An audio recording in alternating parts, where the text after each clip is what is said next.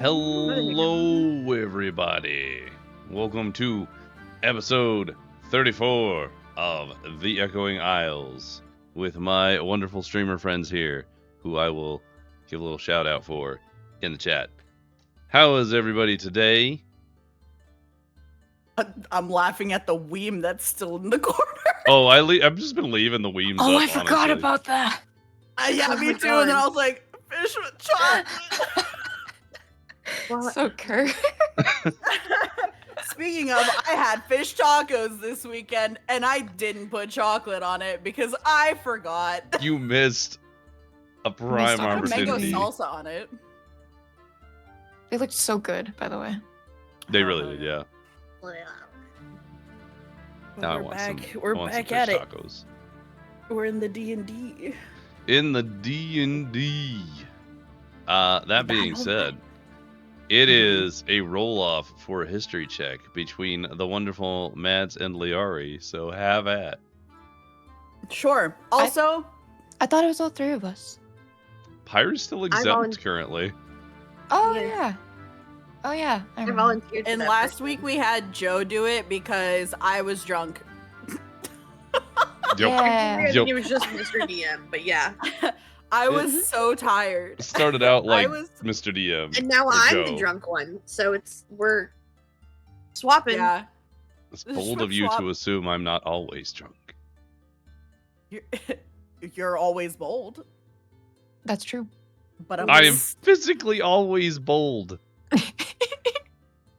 So I forgot to do the last panty roll from last week, Oh, yes, so I yes. would like to do that, please. Yes. Let us start off with your last week panty roll. And in then I will which- do my one for today. Okay. Am I like to roll to do your panties? No. No, my crown! I'm so sorry.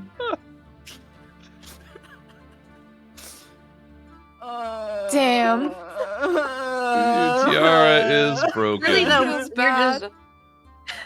Surely, though, you're just Sorry. getting the one out of the way. I'm so sorry you've Well, lost your yeah. crown. That's the bad Hi, one, though. Brad. I'd rather take a 1 on like a death save roll and just instantly perish and lose my panties. Thank you for the small and treasure then- bread. How are you today? History check. And then a history check between you two. Probably Yes, not please. me. Buckle up, Mads. It's definitely Buckle up, not Mads. me. It's fine. So yeah, tell us, Mads, what happened last session? Tell us all about it, all the details. Don't leave anything Oh. out. The pressure. We started Uh. at the racetrack. We had just finished the race. True. We just finished the race, and then we went and we saw Tarvalo, and I forgot his name, but he saw one of the other guys and roughed him up a little bit, and we all just like collectively ignored it and just like went into the corner as he was just like putting the heat on this guy. Sure did. Y'all just were like, nah, I'm good. God, what did happen last week? Where did you go after? I don't recall. Can I get a assist? After the racetrack, I'm pretty sure we went home like to dinner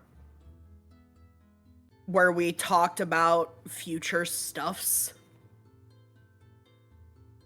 Oh yeah, and we talked about the plan a little bit Mhm. and what we wanted to do. Then at some point I brought One, up two, that we had to three. go to the pier or the dock. Yep. And we figured that plan out, and we're on our way there.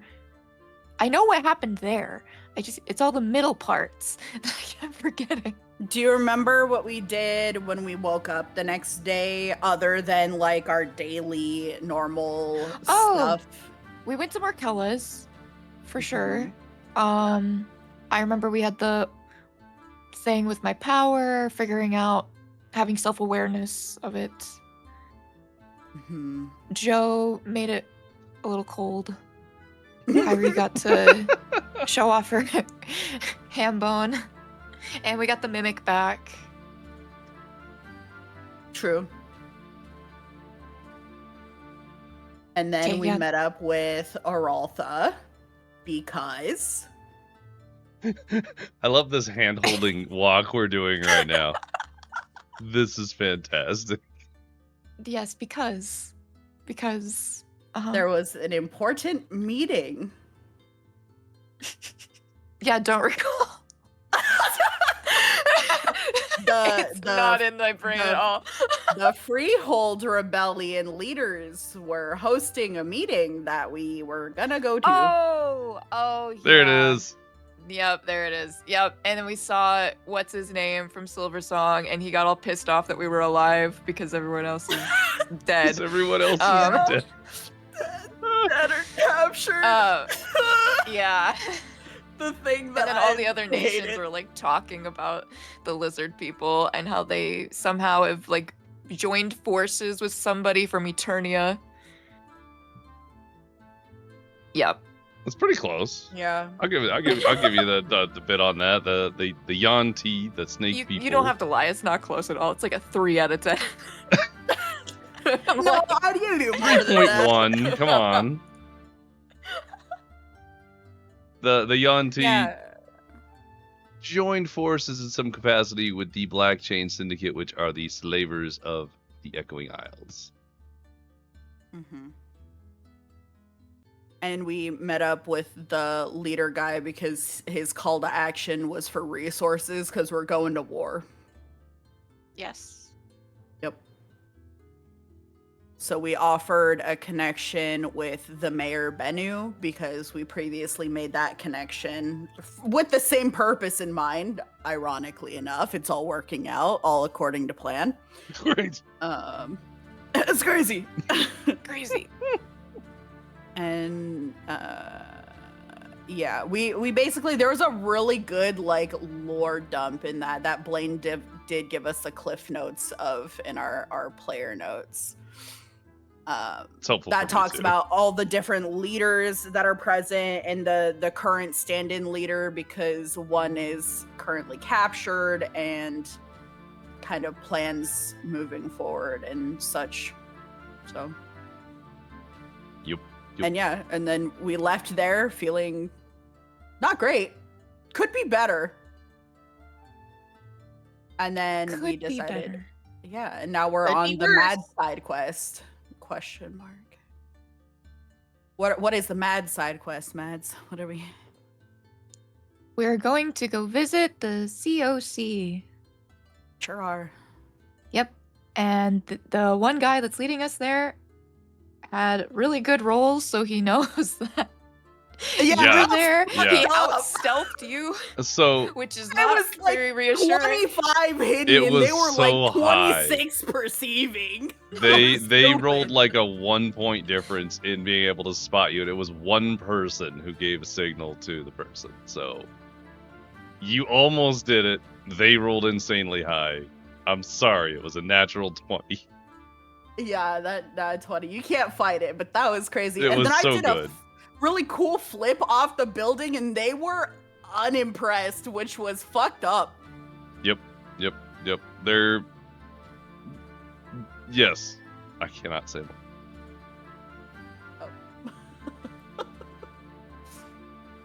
And So- here we go. I'm gonna move Mads over to the completed side here. Oh, do you have like a little thing where you shift us back and forth? That's fun. Yep. I have a little marker that indicates to me who's up for the talkie. All right. Oh, actually, I'm gonna need that note there. Let me go ahead and adjust the music.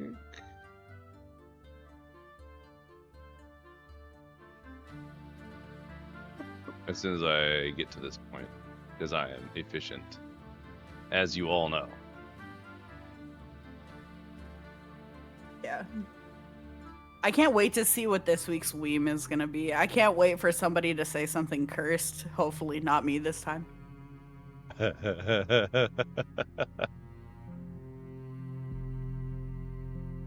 So,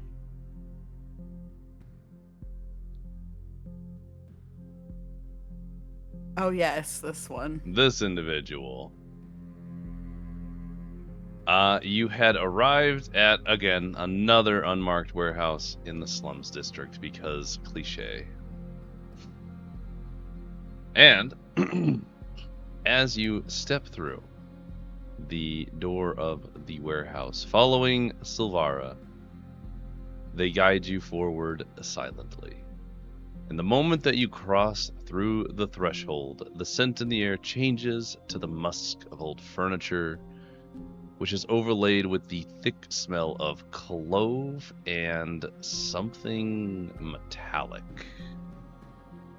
Mads, it's a familiar tang in the back of your throat. That being said, what is the marching order in this single file hallway? I imagine I'd pretty be in front. Yeah. I'm a rat. You're a rat in Joe's hands. No, I'm And a we rat did, inside like- a pig bone or ham bone, and he's carrying ham bone. Yeah, that's Yeah, what it you was. and Biddy are inside of Hambone, which is being carried by Joe, Yeah, I'm as in the recalled. head. I'm in ham bone's head. Yeah. Yeah. Not much in there, huh? Well, I would hope not. He is dead.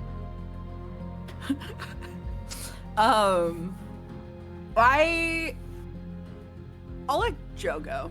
I'll take up the rear. So, Liari in the rear, Mads first, Joe second. Yeah, Okay. if we had to single file, because we were V-shaped and then something happened. Skinny You were block-based. V-shaped What a bitch. and just more of like who would be in the front. I did forget the V-shaped bit, but so as you make your way through the very dim corridor, which is lined with crimson carpets, which are incredibly deep, and they swallow up your footsteps, leaving no sound as you make your way through this hallway with walls paneled in black lacquer. It gleams under a flickering light from gold-caged lanterns. Mirrors hang in perfect intervals through the hallway, but their surfaces are just warped enough to make your reflection look wrong. Too tall, too sharp, misshapen. As you walk through, you feel slightly disturbed. Silvara does not speak, and the silence of this place presses down on you, especially Mads, who is familiar with this sort of situation. The hallway ends at a large wooden and iron-banded door, almost completely unremarkable, save for the twin Carnelian gems set into its handle. Silvara opens it without a sound, and the room beyond lies opulently before you.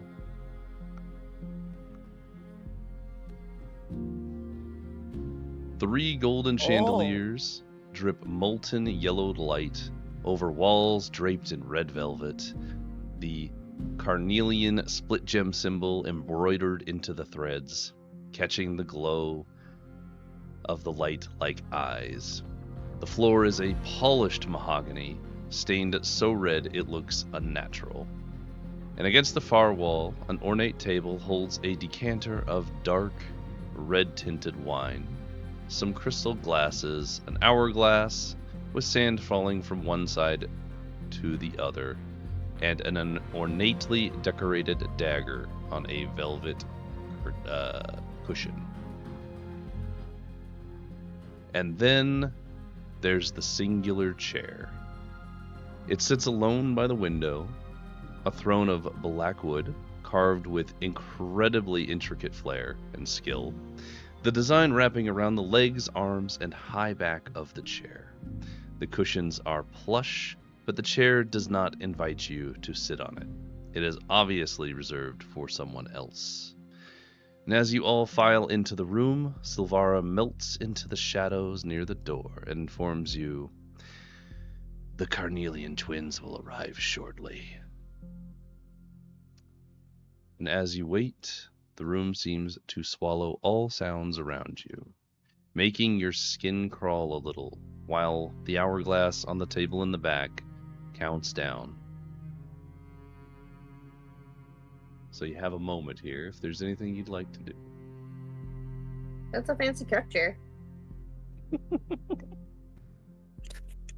You hear some squeaking. Huh? Unless you're all connected in the brain, I know, but... Yeah. I'd like to mentally. Oh, the mouse. I was like, I thought you meant like squeaking bed. I was like, what? Anyway. sorry. One-track mind over here. We just called it a cuck chair. I called it a cook chair. I said it in chat. Oh, did you Oh, actually? did you? Yeah. I wasn't reading Oh, chat. amazing. That's so fucking funny. Additionally, before we move forward, Pyri, before you entered into this area, you happen to find a wonderful little fan that, when unfolded, shows a sleeping cat. It's gonna be one of those, like, Japanese folding fans. Oh, Cute. fancy. I know. Thanks to Bread. Thank you, Bread. Thanks, Brad. Oh, My tiny rat paws will hold on to it. yes. May you dream sweet dreams like the cat on the fan. Now, Yeah. that all being said, do you do anything during this time frame, or do you just wait? I'd like to mentally reach out and just be like, so if we're meeting the twins, their names are Barrow and Rylia. They're brother and sister. They're very weird. They're very fucked up. Not slave dealers, but really fucked up. Okay. Good to know. Like, okay. And they're also really uncomfortably touchy with each other. Side note. What the? That's it. Incest. Are you rooting for it or? No, I'm listen, I don't know, I'm looking for something sounds on the like side, you're- so my inner brain demons are just taking over, and I'm just saying stuff. Mhm. Okay, so I can do, because I remember reading up on my abilities because a bunch of stuff changed because we leveled up, right? Mm-hmm. So I can quick search. Because you have that and investigation checks- bit. Mm-hmm. Yeah, and that gives me like the ability to check for. I looked up what it is. It's like search is like checking for like traps and hidden shit inside of Oh, an area. So that I'd is like to check Very nice. a room. Yeah, Yeah. Okay. I'd like to search Is it- the room Is as it a bonus action. forcefully as a bonus action? So neat. Yeah. Why is the To search me, a bonus action? action just the, means it's s- fast. the search action is absolutely a 3-5 thing. Why is it here in 5? Anyway, I don't know. I don't know, man. I have no idea. It's just here now, and I was like, Quick I don't know if search it's would here. I'm probably gonna be use it. investigation, I would imagine. You want me to So just roll that? for Okay. the intents and purposes of looking as a quick search, we will move forward using investigation for that specifically. Okay. Okay. Unbelievable. Wow. Reveal everything about this room to me. This room is my bitch. Damn. Mine now.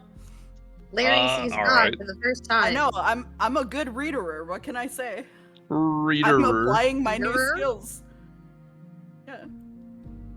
So, Liari, taking a very good look around this room, the only exits is going to be the window and the door you came through. The window is obviously reinforced with a very thin but strong metal, preventing people from breaking it, although if they did break it, they'd probably have to deal with these twins, and that probably wouldn't end well for them. Everything in this room is opulent. It is disgustingly well carved. All the pieces match. The walling on the way in was really nice, but in this particular room, everything has beautifully hand carved, intricate designs. Every piece of decor is gold or black with red or crimson carnelian designs integrated in almost everything. Each of the gemstones hanging from these golden chandeliers, based on what you can see here, looks like they are legitimately just really big gemstones. This room is a fortune just in one spot.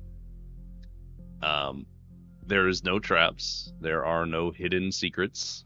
As far as you can tell with that 24 nat 20.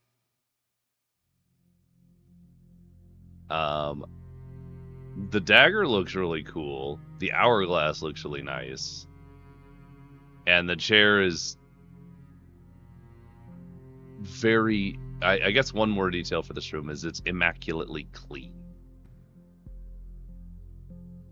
Which is weird because this is a warehouse, right? Like the outside was just one. The outside is a nondescript warehouse. The inside has been absolutely nothing but gorgeous black, gold, and red decor. Obviously, it's secretive for whatever reason. Yeah. Whatever reason. Whatever reason. Smugglers or something. Who knows? Who's to say, Okay. really? We'll never know. Okay. We'll never know. So I look around the room, looks normal, there's some nice shit, and then Mad's like, okay, there's these twins, here are the names, they're really uncomfy. Whatever they do in their free time, I guess that's totally fine. Weird, but okay. Anyway, the room is clean. As far as I can tell, no traps or anything. It's a one way. We got the door and that's it. But I don't know.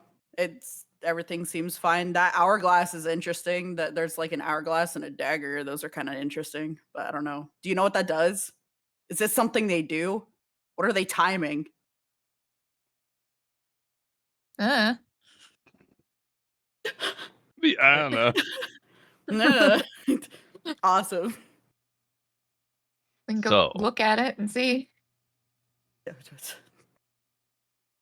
I don't know if I want to touch anything in here. I don't know what they do in here. We probably shouldn't touch anything. If there's only one chair and two of them, I don't know what they do in here. Chair. Mads, what were you a part of? Not what you're thinking. So, All Are of you my sure? jobs. Are you All interested? of my jobs were just stealing and smuggling and burning things down. That was about it. Pyri's giving a mental side eye. as that mental side-eye happens, the door behind you swings open again. The only reason that you notice it is because this room is entirely silent and there's that whoosh of air informing you that it's opened. For a long moment, there is only the faintest whisper of fabric against leather as two figures emerge from the hallway. The first one is Carnelian, who glides into the room. Tall, impeccable. Let me go ahead and pull them up here so you can see. We'll do this one at a time. I think that'll be funner. Her long black braid rests over one shoulder like a coiled serpent. Her crimson and black attire tailored to absolute perfection. She doesn't look at Mads. Not yet. Instead, her sharp eyes sweep the room first, as though ensuring every detail is in its proper place. and after she is seemingly satisfied, she moves to the back of the room, leaning against one of the tables, before looking directly at Mads. Madelgarda Fleetfoot, she murmurs, the name dripping like honey from her lips. How unexpected.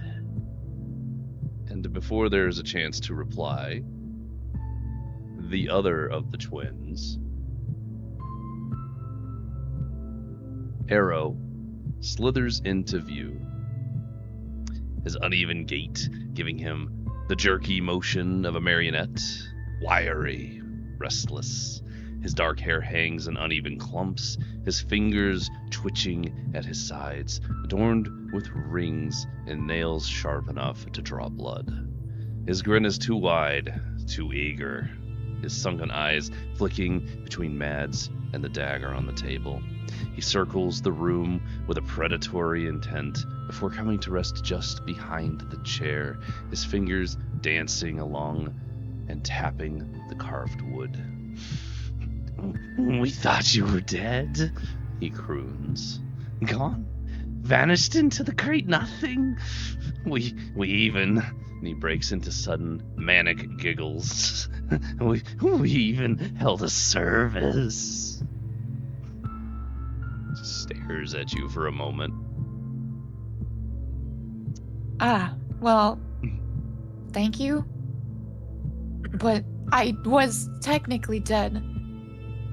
However, for some miraculous miracle, I was saved by a goddess. Ryla and Arrow exchange a very quick glance. It seems like 1,000 words were given just through that one quick look.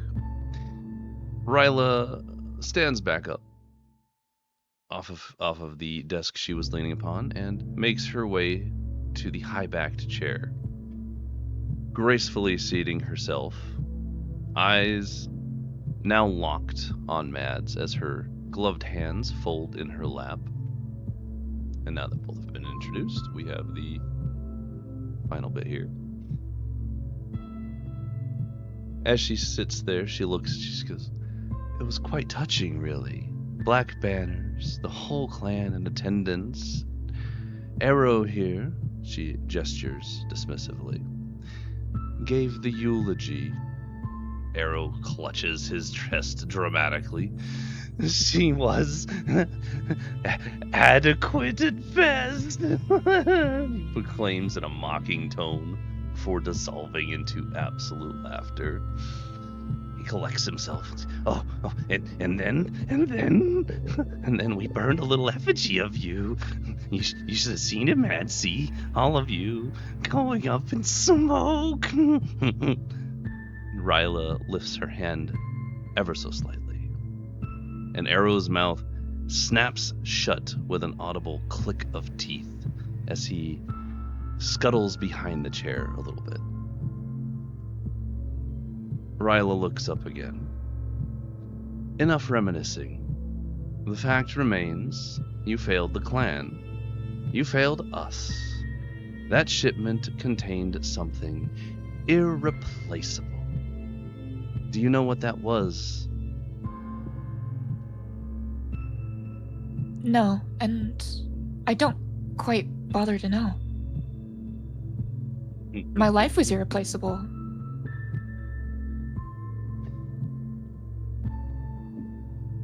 Ryla just looks deep into your eyes. "You were replaced later that day. Don't think so highly of yourself." And Arrow leans forward from behind the chair, his fingers twitching. "Oh, she doesn't know what she lost. Ryla, can I tell her? Please, please?" And he starts to become erratic, pacing along the sides of the chair as Ryla reaches out, placing her hand flat on his chest, and he stills almost immediately. He leans down with closed eyes until their foreheads touch.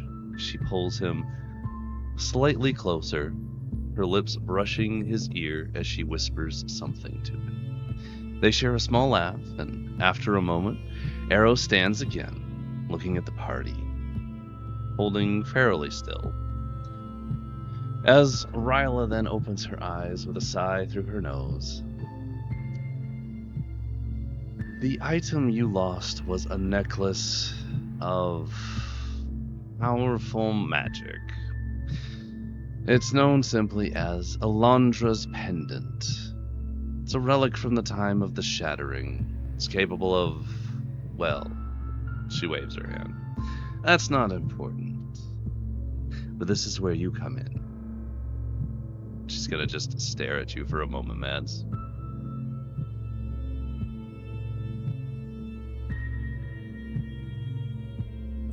And as I have already said, I died on that mission.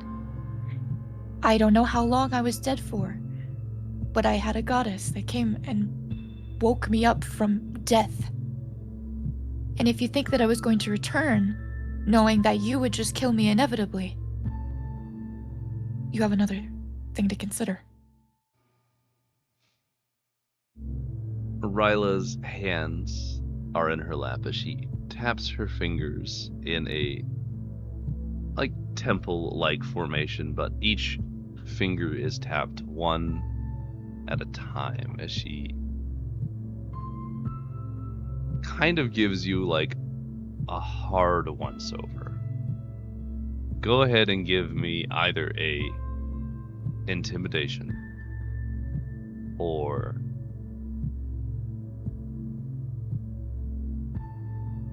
persuasion, maybe.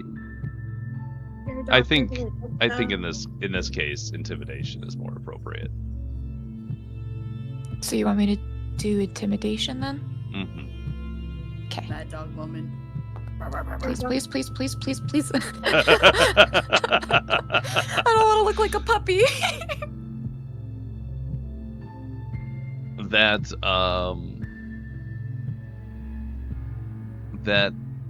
RBF sets in, and you hold your jaw in a clenched way, just you two staring each other down as Arrow kind of follows the eyes between you both, and his head flicks left and right, and left and right, left and right, and he continues doing that. At this point, Ryla's lips curl into something that might generously be called a smile. And she looks directly at you, not breaking eye contact once. She says, "Unfortunately, we require you, my dear failure, because the pendant responds to something called fail magic, which yours has, and she flicks her eyes ever so quickly. Go ahead and give me a perception check from everybody that would like to follow where the eyes go." Who's seeing God today? Not me. Damn. Oh my If God. anybody was gonna get the nat 20, I'm so happy it was Mads. Liara, you are just keeping a hard eye on Arrow. He is sketchy at best. Mads and Pyri, you both watch as Ryla's eyes flick just for a fraction of a second to that lotus just barely sticking out of your jacket. Mads, as she finishes her sentence, says, "And yours has proven to be quite developed." At which point, Arrow follows the eyes and suddenly darts forward, his grubby fingers reaching out for the lotus tucked into Mads' clothing. "Let me see, I wanna..." But before he can get more than a step forward, Ryla's hand shoots out, catches his wrist with so much force that you can hear the crunching of bones as she gives a single order: "Sit down." whimpering arrow collapses at her feet, partially turned away from the party as he presses his face against her thigh. And Ryla absently runs her fingers through his hair with one hand, while maintaining eye contact with Mads the entire time. Says, "We are prepared to be merciful," she continues, as if nothing has happened. "And you will learn to properly sense veil magic. And then you will retrieve what was stolen from us due to your shortcomings. And then we will part ways."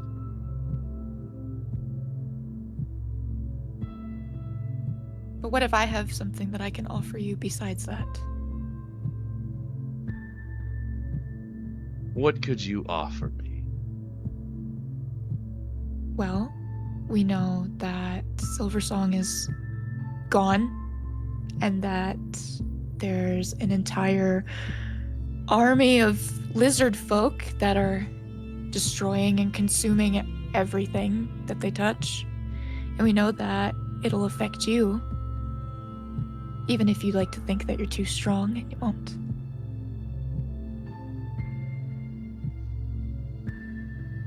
That was very good.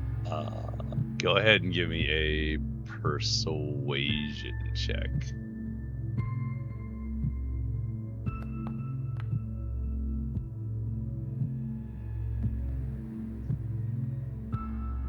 I love my +7. It's such a good +7. Hang on, I need to do a thing.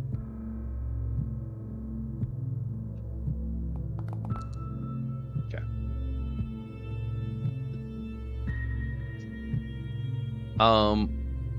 Arrow's face is unburied from the thigh of Ryla as he kind of kneels up a little taller, and Ryla leans forward a little, and they do a little whisper to each other. Much too quiet for anyone to hear. Just, you know. They take a moment. It seems like they're deciding on something. Eventually, Arrow kneels back and sits on the floor, laying his head on the inside of Ryla's thigh as he kind of starts making funny noises. Like he's just wanting to move about and twitch, and he can't. Ryla looks up at you. You bring up very valid points. Who's to say we're not already prepared for such things? What? You're probably not prepared enough. You've probably been wondering who you can trust, what allies you might have. And you don't have any, do you? Allies can be bought. Money means nothing in a life and death situation.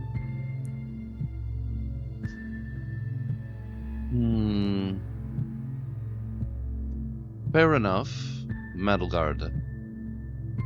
And what would you suggest then? I suggest that you and the clan join us and the Freeholders' Rebellion. That was correct, right? Yes, the Freehold Rebellion. You're very close. Thanks. I suggest that you join us and help us fight. And then maybe you can get something good out of it in the end. Besides sparing your life and not losing everything you've built.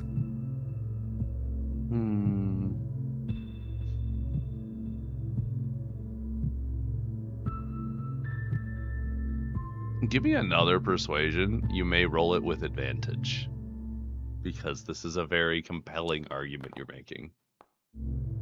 Oh, thank God. Thank God.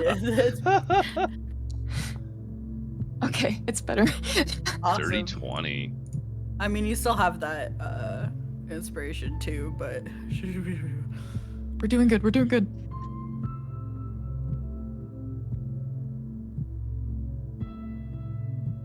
Ryla just considers for a moment. And you have these connections with who? The Freehold? That's correct. I even have a member of the party besides myself. Everyone else here. We actually were there prior to coming to this. They did have that meeting or something. Alright. I'll play. Let's say I consider what you're offering. I suppose joining together might be better, but what are you recommending we do if we join together as a team? That's for us all to decide as a group. But- Our plan of attack. Plan of attack. You really are naive and optimistic, aren't you? She gives Arrow a little scruffle in his hair. And you hear him make kind of a high-pitched noise in the back of his throat, partially muffled by his face being buried. Very well. I will consider perhaps having a conversation. But I will require your assistance elsewhere before I will even so much as get off of this chair. Agreed? And what would that assistance be? There is that pendant, the one that was lost when you died, as you say, found some goddess. It's here in the city. Somewhere. We know that much. But we need someone who has a particular... Well, I would call it skill, but you're just lucky enough to have the blood. But we need someone who can sense it, follow its magical impulses, find it and bring it back to me. You do this, and I will consider speaking with the Freeholds.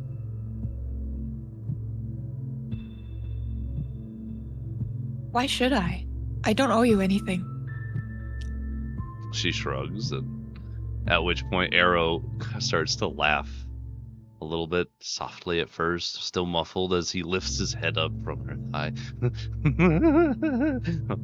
She's thinking about saying no, Ryla. Can I peel her fingers off one by one if she says no? Ryla Try it, dog doesn't. boy. And I'm bracing myself. Ooh, hang on, wait. Oh god. Oh god. I was gonna try and smash, but if we're gonna kill him, I guess. I don't know.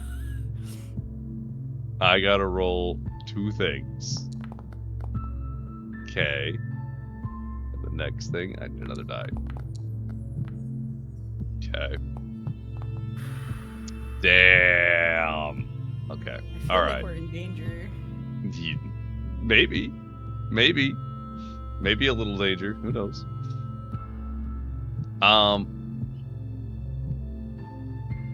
Mads. Dexterity saving throw, please. Oh. Those rolls determine what interactions they're having. Ooh. Well, I'm dead. Amazing. that would be a good time to use Amazing. that inspiration. Wait, can I use my inspiration? Probably. You may I use your guess. inspiration. Thank you, Ryan.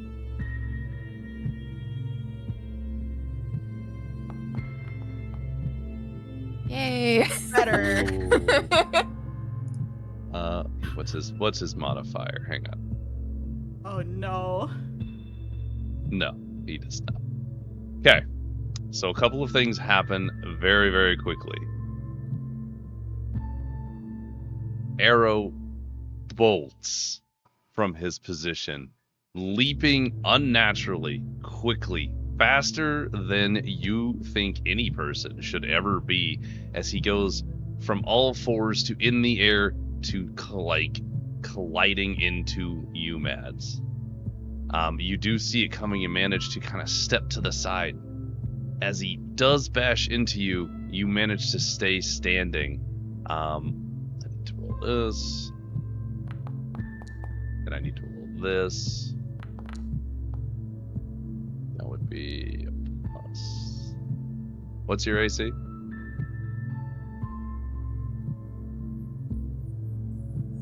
Uh, 17. 17. Okay.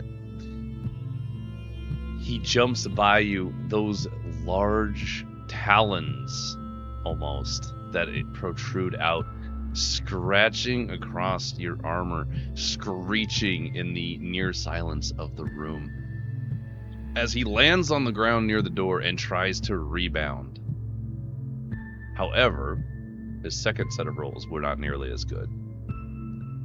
Ryla makes a single noise. Arrow. He drops mid-jump at you, Mads, and curls up against the wall. Seems to be whimpering. Oh. She just looks at him and flicks her eyes behind, the chair, to the side of her. And you watch as he moves on all fours towards the chair. As he walks by you, he just walks over next to, or I guess crawls? I don't know how to describe that other than all fours. But in the weirdest, standing on his feet and his hands, unnatural gait, as he makes his way to Ryla's chair, squats next to it.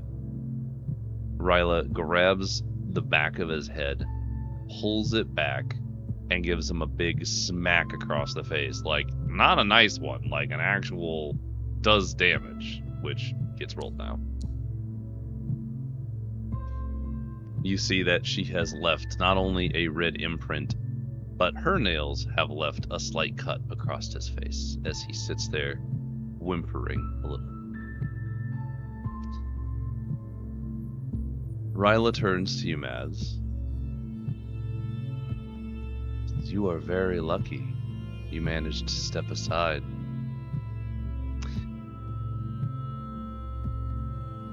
I think that this could be a beneficial agreement if we stay civil. She looks over at Arrow, who just kind of tries to make himself smaller next to the chair.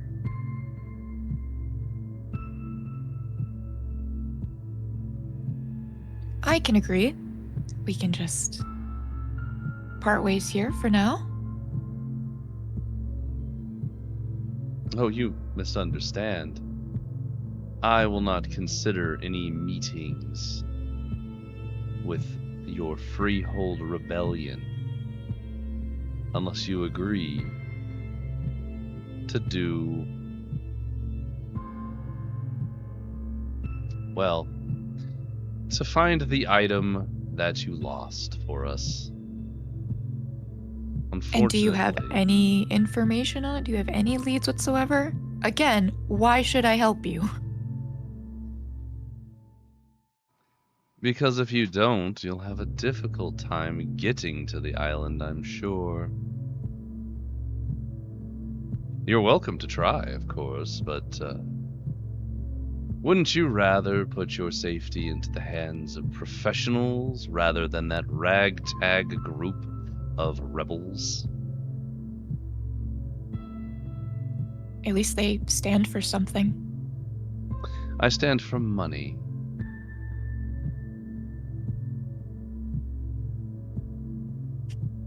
You're not. I guess you're not wrong, but at least they have any sense of moral compass. How about that? Morality is merely what the weak cling to when they have nothing else, my dear. She gives a little single finger and just kind of runs it along Arrow's cheek as he sits there, and he kind of leans into it.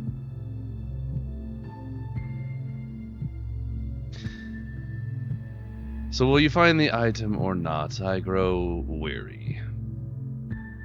I'd like to speak to my party before I say yes, because ultimately this decision will affect them. Of course. Please take your time. You may step into the hallway if you value your privacy. I care not either way.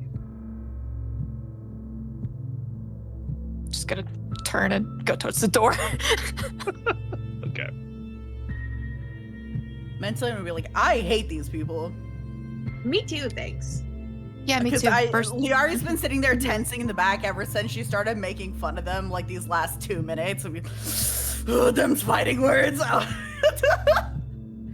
So I feel like Mads is just like burst into flames, burst into flames, burst into flames. this isn't going well. Anyway, No. I drag you all into the hallway with me. Yeah, so you guys all make your way into the hallway. Do you close the door behind you? You're Yeah. closing it.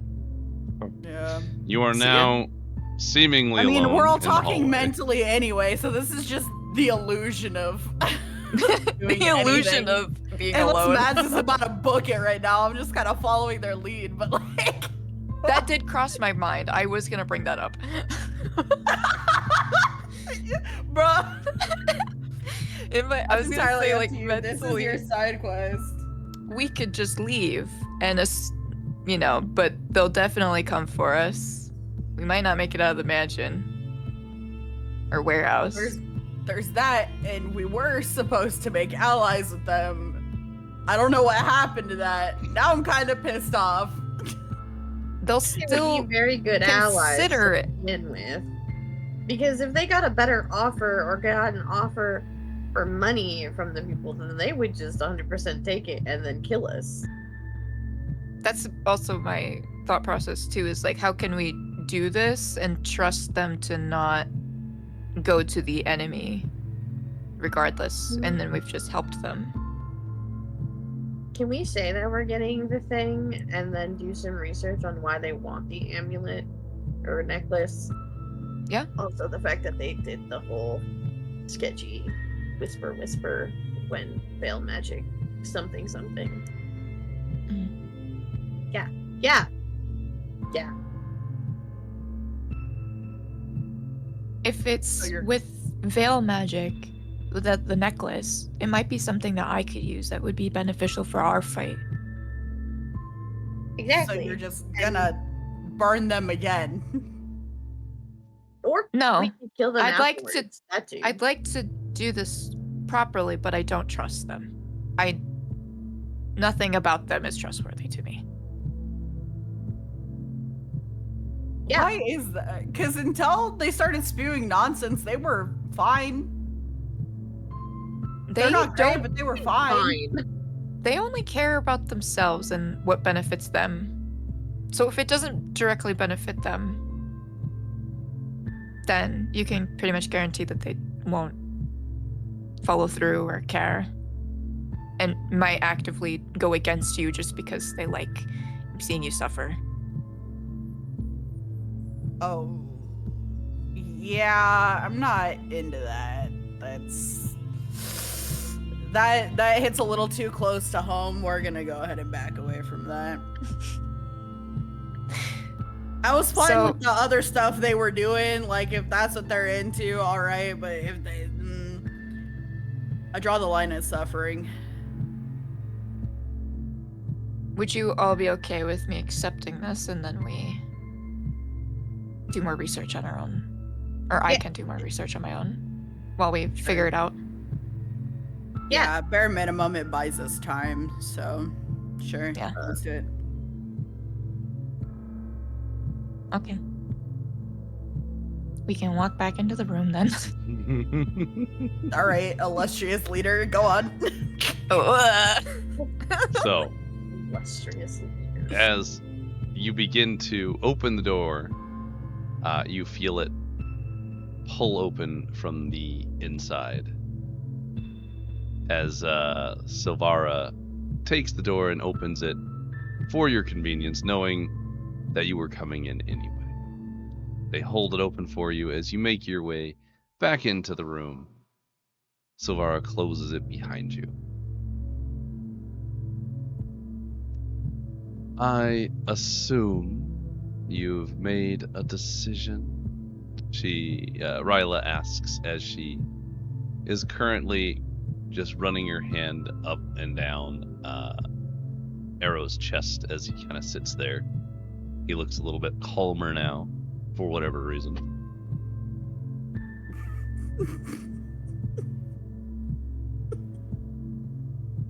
I'm fine.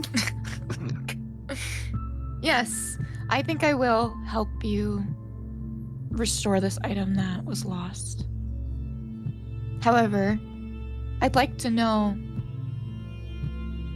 if you could pledge your loyalty to this cause, or if it's a fleeting hope.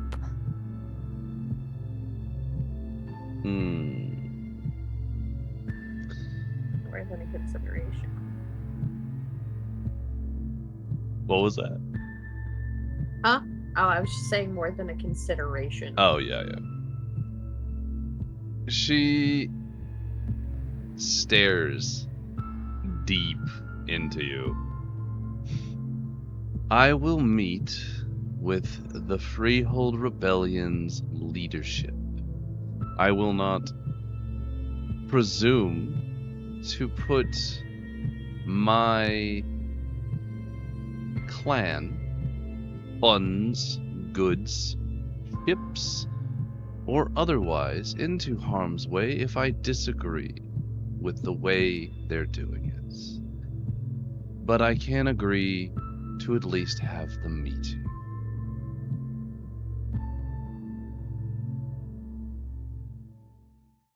I can accept that. Wonderful. She's going to stand up and kind of hold Arrow on the ground, making sure he doesn't also get up.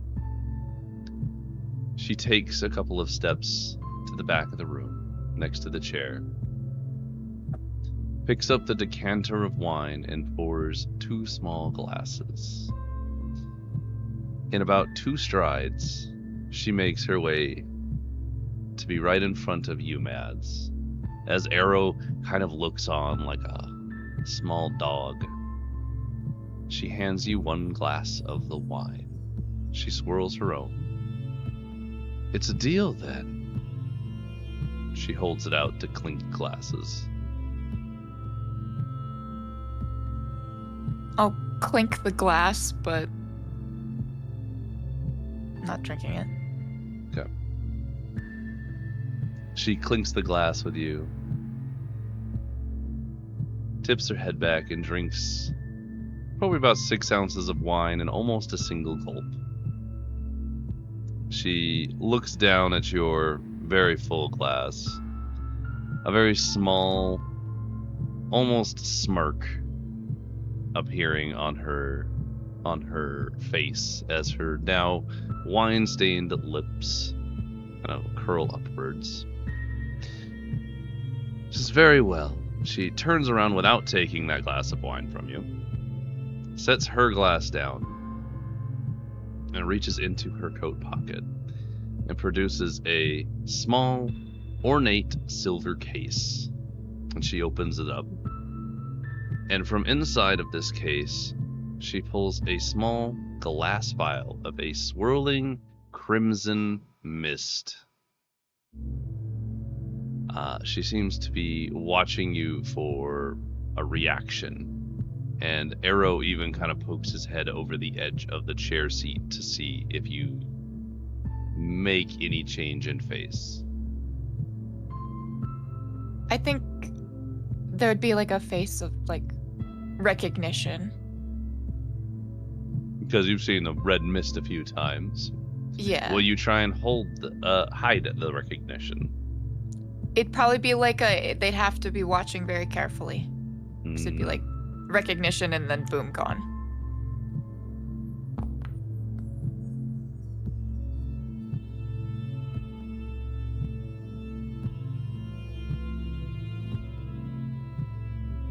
Noted. Arrow doesn't seem to see anything, but there is a momentary glint in Ryla's eyes as if she recognizes that you have seen this before. Then she asks you, I assume you are familiar with this crimson mist? I've dabbled with it a bit. Allow me to tell you a little more about it and how it relates to you. This is known as miasma. It is a remnant scattered across the Echoing Isles when the shattering took place 1,200 years ago. She swirls the mist inside the glass, her eyes watching the movement before she returns to look at you. And you're familiar with the term veil magic. To put it simply, veil magic is using the concentrated form of miasma. Do you understand? Yes. You see Arrow begin to kind of tap his fingers rhythmically on the side of the chair while she talks, while Ryla continues. Most of whom come into contact with large doses of miasma, suffer, wither, and die in agony. But over time, most of these pockets of concentrated miasma have dissipated, which is why we have such a thriving civilization here in the Isles. Now, there are a rare few individuals who have the ability to manipulate this substance, and you, dear Mads, happen to be, she sighs, extraordinary, if only in that way. At this point, Arrow kind of pops up from the side of the chairs. Oh, yes, extraordinary, special, unique. And he crouches behind the chair again, his nails tapping on the wood, and then he pops up only enough so that the mop of hair and eyes poke out from behind it as his giggling recedes a little bit. Yes, you could be useful. I'm just gonna glare at him, just fucking annoying. He just smiles at you. And when he realizes that you are unhappy with how he's acting, he just gets a bigger smile. Ryla takes a couple steps over to the chair, places her hand on Arrow's hand on the chair arm, and just kind of uses her thumb to stroke the back of his hand. He stops his vibrations, if you will, closes his eyes, and holds perfectly still, seemingly just enjoying the physical touch. Ryla lifts the vial again, your attention pulled from the display of affection. Ryla says, now, Mads, I shall teach you the basics of sensing concentrated miasma. Breathe deeply and focus. This is a part of you.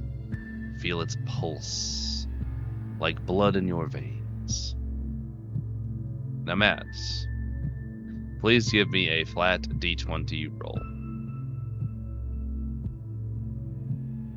Oh boy. Oh, no. boy. Oh no.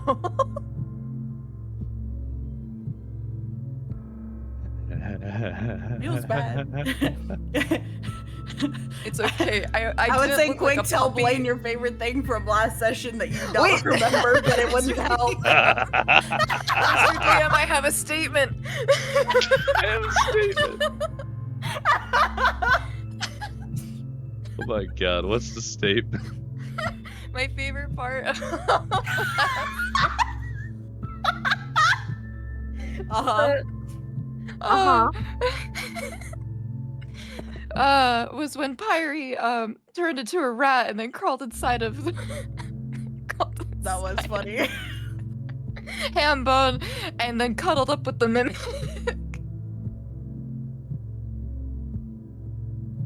That hasn't gotten hungry yet. It's dominant on some tiefling spine. Or tail, not spine. Tailbone. You know, It's Same of the difference. same. when she killed that Vertebrae. tiefling and took the parts. Yippee. Okay, go ahead and roll a d4. The DC was not high, guys, I promise. Oh, so this will matter? Okay, sick. Sick nasty. Not a one, not a one, not a one, not a one. Okay. You literally It's a hit the 5? DC. Let's go! It's a 5. It's a 5, guys. That's Oh, boy. crazy. Okay, We're so good at this. you guys are winning D&D. Yeah. I think so. You know, when you Meh. just scrape by. Mads, you are Me in life.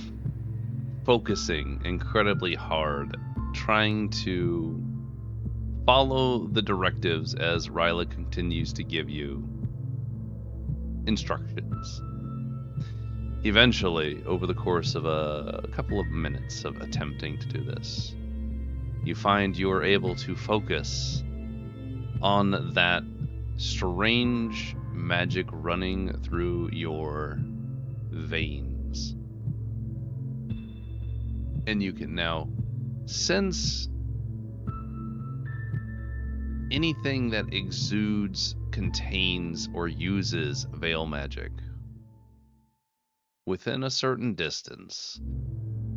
Will you also please roll me a d10?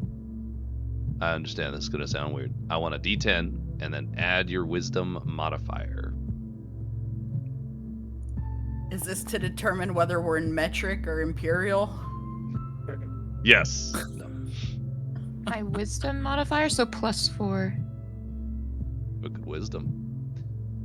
I think. So, Yeah. for player knowledge and understanding how this skill functions, which we will be adding a new feat to Mads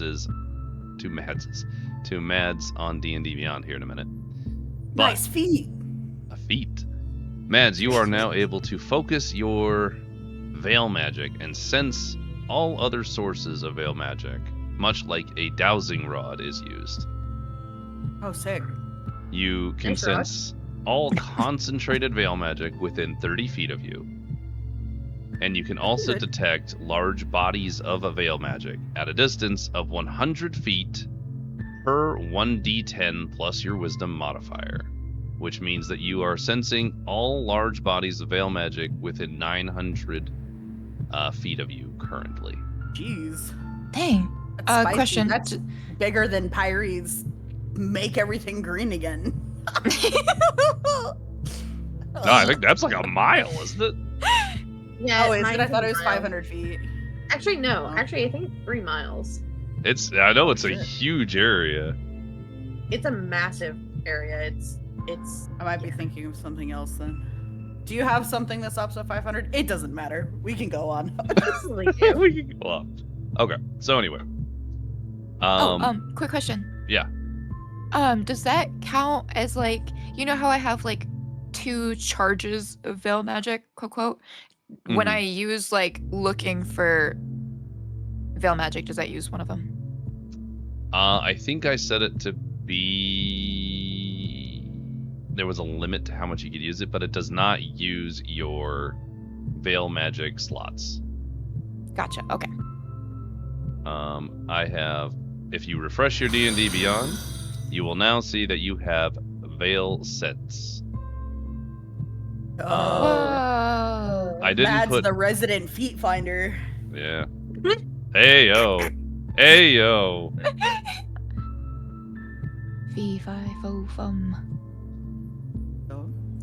I'm finding your toes. Oh. I didn't quite work how I wanted it to. I don't really hide them. Well, neither does Pyri at this point. No shoes, remember? Yeah, true. I'm the only one that wears shoes, but I will take them off if you ask. You've just never asked. Canonically, I wear does shoes, kind of, technically. did we determine that Mads doesn't wear shoes? I think we did, right? Yeah. Yeah. Okay. Everyone's Anyway. just out here just without shoes. Out without shoes. That carpet felt really good on the way in, by the way. Like shag. I'm sorry. The details. The carpet when we walked into the warehouse. Into the room. Okay. The way you kept it so vague was so. What carpet, bro? What do you mean? What Now look carpet? whose What mind is other in the carpet gutter. would I be talking about? We're we gonna move have a forward dream with that carpet statement. conversation? We're not gonna talk. We're moving forward. Nope. It's no So- longer the birds and the bees, it's the drapes. See, that would have been more useful. Oh man. Okay. Matt. The moment that it clicks for you, everything within 30 feet of you is revealed. That's everything in the room. Within the room, you light up as you can use and have concentrated veil magic within you. The vial that Ryla was showing you. You sense the ring that you've been carrying around in your backpack for like 30 episodes. The snake one that Mads Mhm. forgot the head? Yep. The Okay. lotus that you carry and connects you to the goddess. And both of the twins.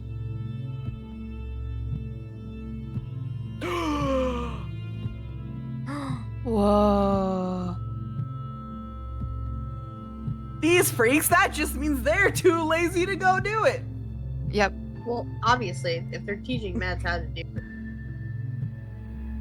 I kind of assumed. Mads, I would also very much enjoy it if you would give me a related perception check.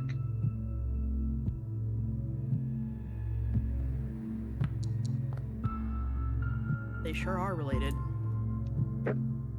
The amount. Oh my god. Goddamn. The amount of veil magic that you can sense within yourself is enormous. However, when you focus and see how much is held within either of the individual twins, their amount of concentrated veil magic is pitiful. Understanding how much that you have been able to use and grow your efficiency or like use of veil magic, the 12, you would suspect that if they can use it actually, they may have one charge at best.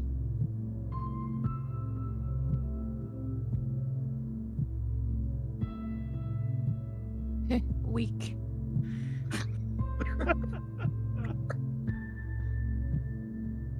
So, as you continue to concentrate and that silence grew in the room while you were focusing on sensing the veil magic, Ryla had released her brother's hand, and Arrow had become increasingly restless. Begins pacing behind the chair, his fingers twitching erratically at his side. I need to roll one thing. Okay. When you start moving around and like not moving around, but like moving your eyes and seeing where these sources of veil magic were coming from, You see that Ryla smiles and tilts her head. You did not think you were the only special one here, now did you? You've inherited a gift. Something to make your life worth something.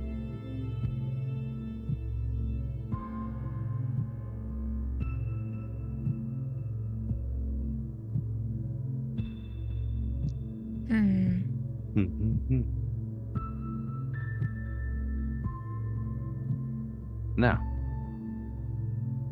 before we send you on your way, do you have any further questions? Do you have any information at all about its whereabouts? Even where it might have gone missing after it was initially lost? Or really old information? We have spent a significant amount of time, resources, manpower. We've even used our own gift to track its general location. We know it's here in Melody Cove. Unfortunately, we don't know any more than that. But I can see that your gift should help you pretty well. Don't you think?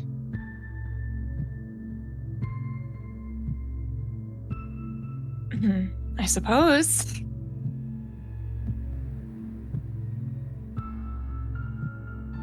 Any other questions?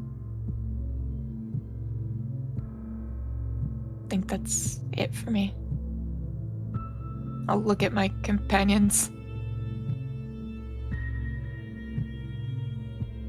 Mentally, I'm just gonna say I'm good to go. Nope, we're good to go. At this point, Arrow has begun to whimper, and while it was quiet at first, it's become loud enough that it's easily heard by everyone in the room. Ryla, standing next to him, reaches over, grabs a handful of his coat, and yanks him into an awkward leaning position next to her. She presses his face flush near her collarbone and begins playfully pulling his hair until he calms and kind of stills with a bit of a shuddering sigh, and you can hear the very soft words of better before she looks back at you. She says, find the pendant within a week. We're all on a time limit here. Bring it to us, and we'll go to this meeting. Who knows? Perhaps we'll even forgive your previous failures. With that, Ryla pulls Arrow up into a standing position and, leading him with her hand on his back, pushes through your group. He starts to kind of mutter a little bit, starts to kind of get a little gangly, and takes unnatural steps, almost as if one of his legs is longer than the other for no particular reason. As she pushes him out the door, she pauses just long enough at the threshold. She looks right at you, Matt, says, we'll be watching. Metalguard. Do try not to die again. She smiles at you. Oh, how could I die when I have such a lovely person looking out for me? She just gives you that, like, really, I don't know how to describe it, but that bitchy side eye. I would like to return it. I love that. You guys got like that anime crackling eye energy happening right now. Yeah, very much. We're having a staring contest, but no one said anything. As a side note, Mr. DM, does it look like she has any money on her? She God. looks like she is wearing a fortune, but does not look like she is carrying any coin, if that's your question. She's That's for the best. You- being Liari, you could easily determine that this is a person who doesn't carry money. Money is beneath them. Yeah. So true. She wears her money so well. At some point, you two break your stare, and Ryla goes down the hallway. The sound of her and Arrow's footsteps being swallowed up by that the carpeted hallway, leaving you all in an oppressive silence. As Silvara steps out of the shadows and motions for you to follow, as they also step out, leading you. Unless you have anything else you want to try and do here. Nope, I want to leave. Okay. Is that hourglass still doing the hourglass thing? It looks like that it is done doing its hourglass thing. And nothing happened when it. Nope. Just an hourglass, baby.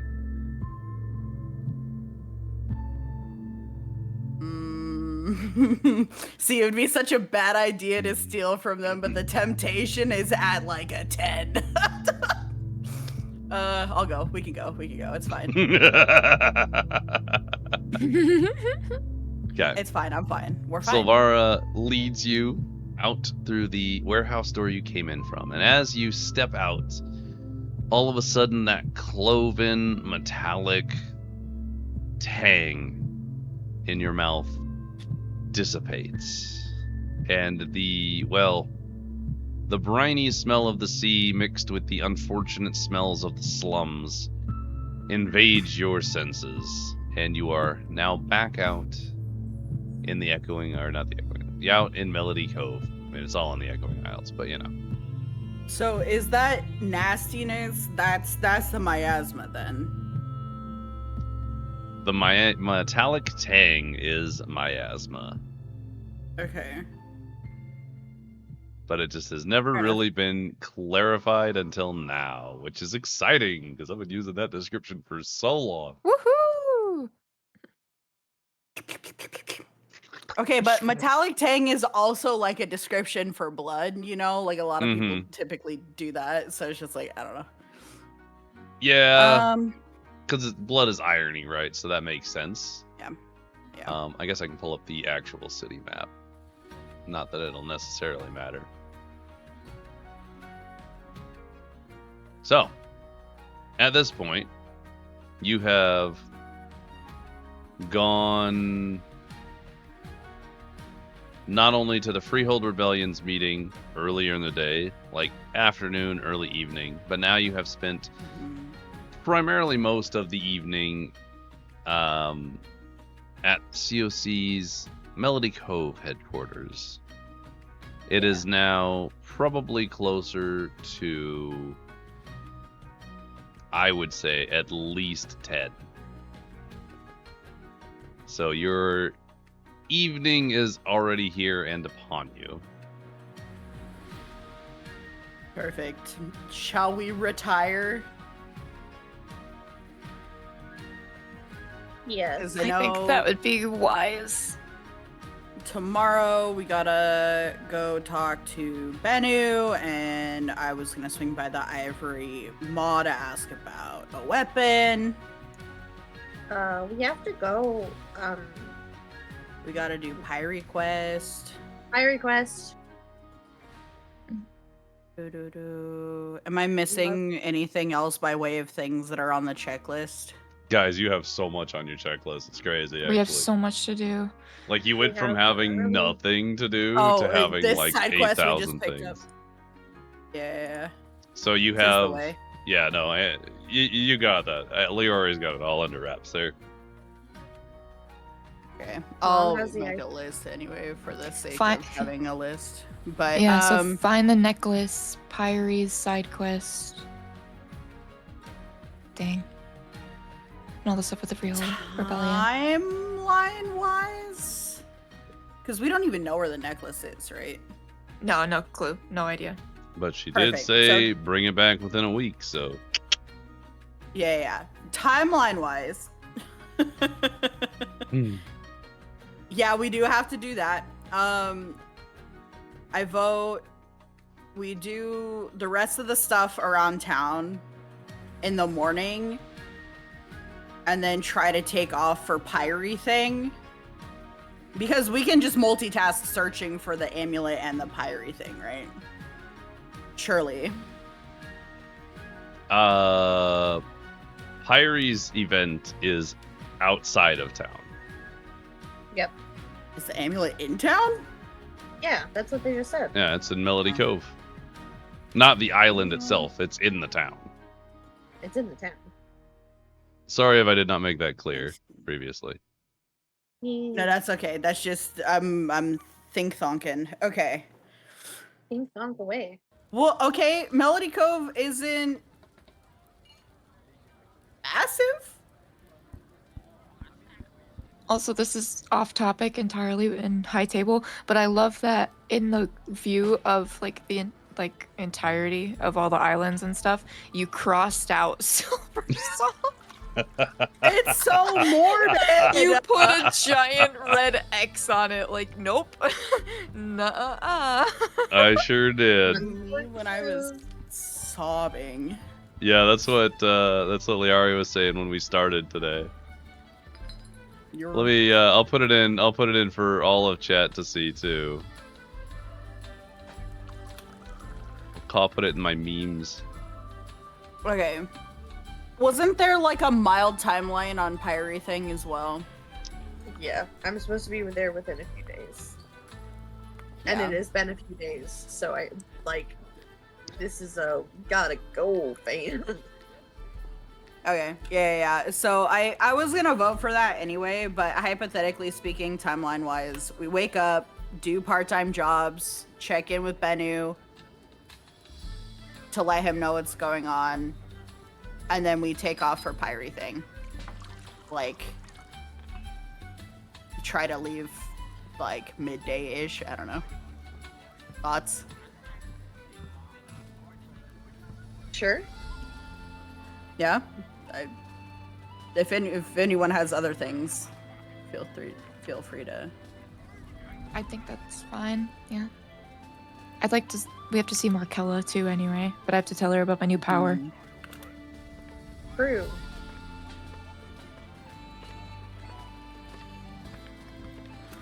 Okie dokie. But meanwhile, I think we're probably good to go to bed, unless people are gonna do their... I don't know, are you gonna pray about it? Probably.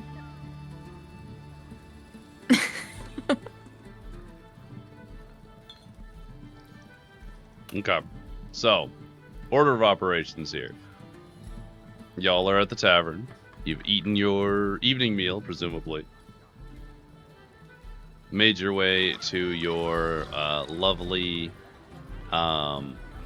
suite of 4 rooms. What is anybody doing anything evening other than Matt's praying? Nah, I'm just probably gonna start my meditation so I can get up and read. Mm-hmm. Okay. I don't remember if I have things specifically to do. In all honesty, so. You have biddy training, but you've been doing that. in the morning. Yeah, you've been doing that with Morkella in the morning. So,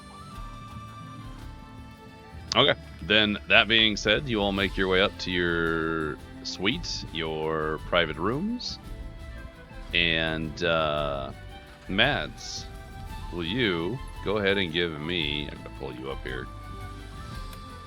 My files are so big. Mads, there we are. Okay. Mads, go ahead and give me a D100 roll, please.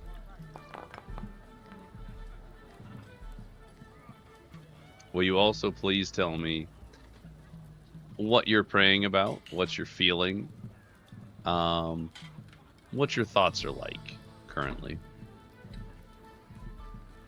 So I feel like Mads is probably feeling very relieved after all of that because they expected that they would just die on the spot. And that nothing, like they wouldn't even consider what they said. So I feel like they're probably very relieved. They're probably very, in the same way, also anxious because now they have this new timed thing and they need to find this necklace. So they're probably, if they're praying to the goddess, I would imagine they're praying about like where, how am I gonna find this thing on this giant island? And how does it lead me closer to the goddess? How does finding it lead you closer to the goddess? Yeah. Okay. So how are you going to find it? Anxiety over that. How does it bring you closer to the goddess? Okay. You rolled an 83. Will you...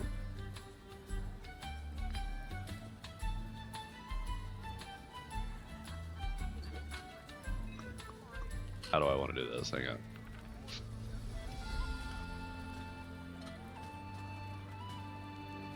And presumably because you're praying, you have your eyes closed as well. Yes. Lovely. Mads, with an 83, you reach out as much as you can to the goddess, and you find that you have that connection again. You can feel it just as it was before. You can sense her presence.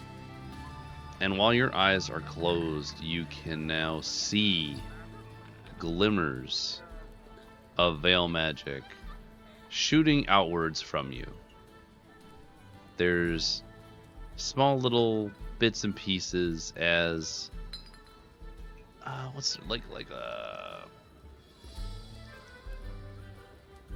I don't know how else to describe it other than think of like a sparkler, like a sparkler stick, how it like shoots off the sparks and then they disappear. If that was very slow and it was just very slowly sparkling, that is how you are slowly shooting out small tiny bits of veil energy constantly. You also see that there is a singular... Let me do this, hang on.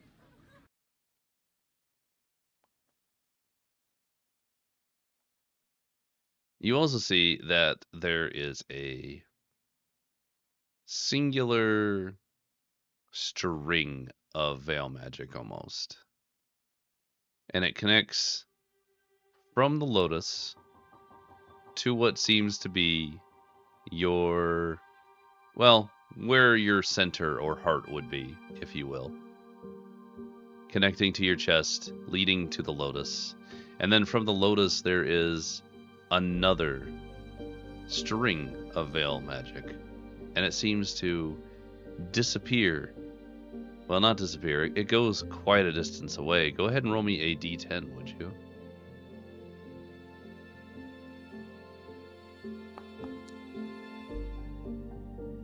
And your modifier for wisdom is a 4, you said. Correct.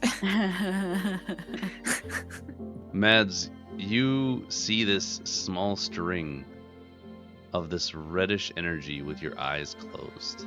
And you watch as it disappears after about 500 feet. But it seems to be heading off in an almost southwesternly direction from you. And you feel that that connection to the goddess is coming from that string. As you finish praying, you watch as that connection seems to cease, as the string returns back to the lotus and is no longer connected to anything. As if you actively have to connect to the goddess for that communication.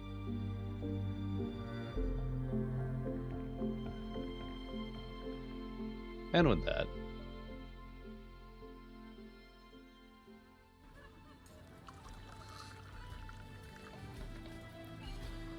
you head off to sleep, all of you getting yourselves a long rest, so go ahead and click that button.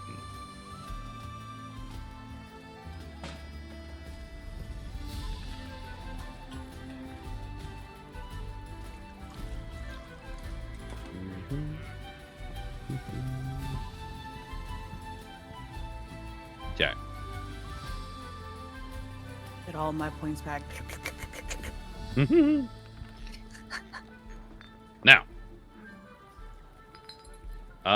it is morning. You have slept well, friends. Doing great. What's our first plan of attack, group? I'm gonna roll for my reading stuff. Okay. I figure if we're doing all of our morning stuff,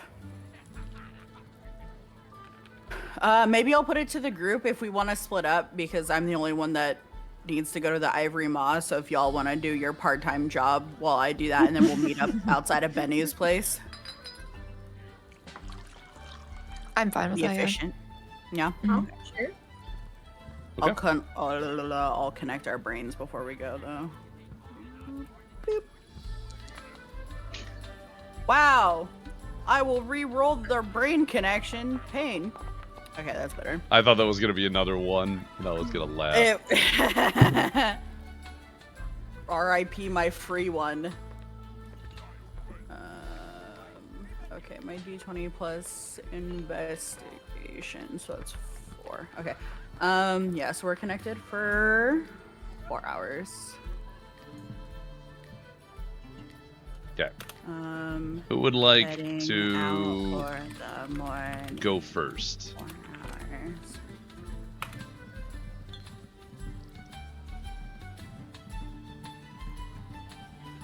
Good job, guys. Yeah. Mads and Liari, No, please roll I'll a go, d20. that's fine. Yeah, I'll go. All right. So Liari will go first. Let's go ahead and.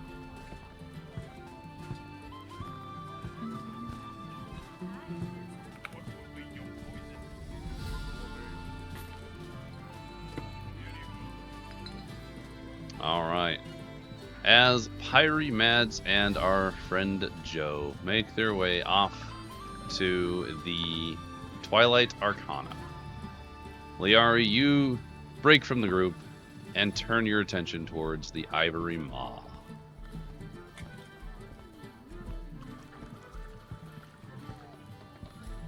Inward. Inward and onward.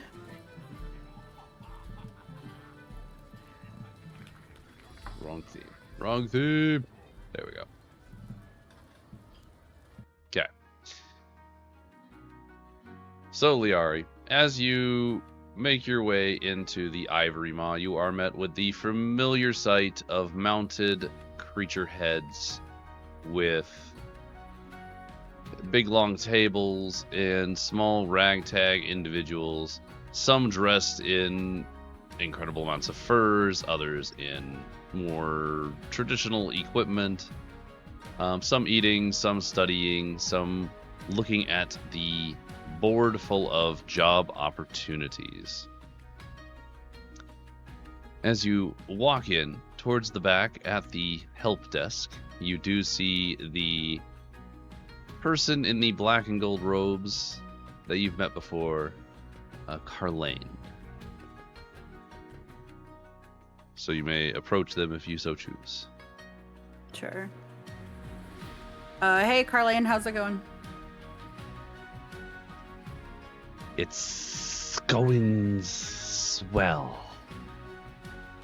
What can I That's- use for use? So I was in the market looking for a better bow, and I was told to ask you for recommended places to go and look for something. Oh. Well, you've come to the right place. We have our own special forge just for such living things. What sort of bow are you looking for? What do you have? I'm just looking for an upgrade, so if you have something interesting on the market right now, I'd be happy to take a look at it. Yes, we could take a look. Comes with me. And she's going to reach over, kind of open up the side counter, like the little panel you upper and lower that makes the desk into a walkway in that spot. She opens it up and kind of like motions for you to come through. All right, into the secret area we go. Into the secret area. Let's go, VIP. She takes you down a little like side hallway and into what looks like a private room of some sort.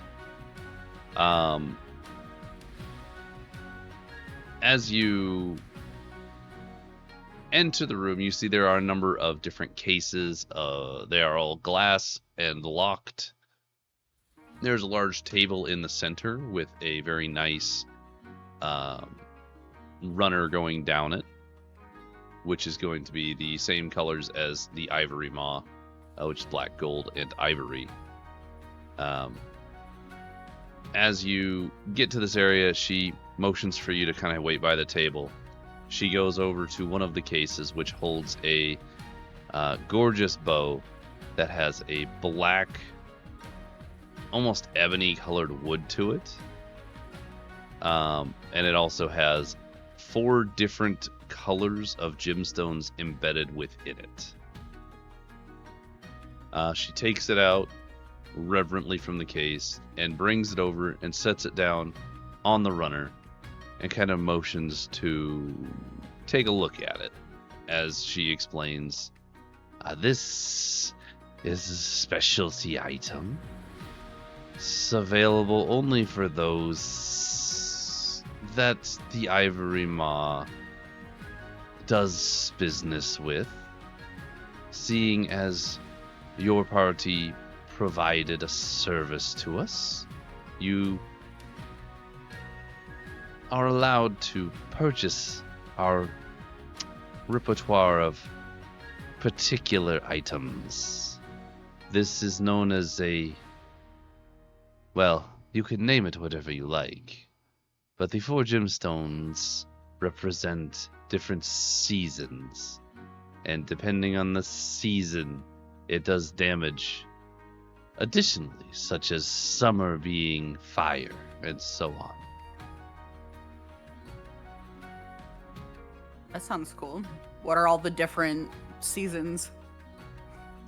Fire. She kind of like tilts her head at you a little bit. This, the red ruby is obviously summer, which is fire. Autumn is lightning. It's more of a yellowish hint. Of course, there is winter, which is blue and cold, of course. And spring, which is green, which would be psychic. Huh. I see. Yeah. See, this is why I ask, because I definitely wouldn't have guessed that. That's interesting. All right, and this is your top seller here, huh? This is the one that everybody wants. This is what I have available as a bow. You might find others elsewhere.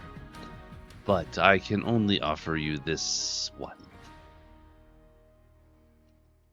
How much will this run me? How much are you charging for this bad boy right here? Taps hood of car. Taps hood of car. This bad boy. Beep, beep, beep, doo. How much of all of my money are you taking, Mr. DM? Don't worry about Ah, shit. Oh, it's all of it. Oh! What the fuck?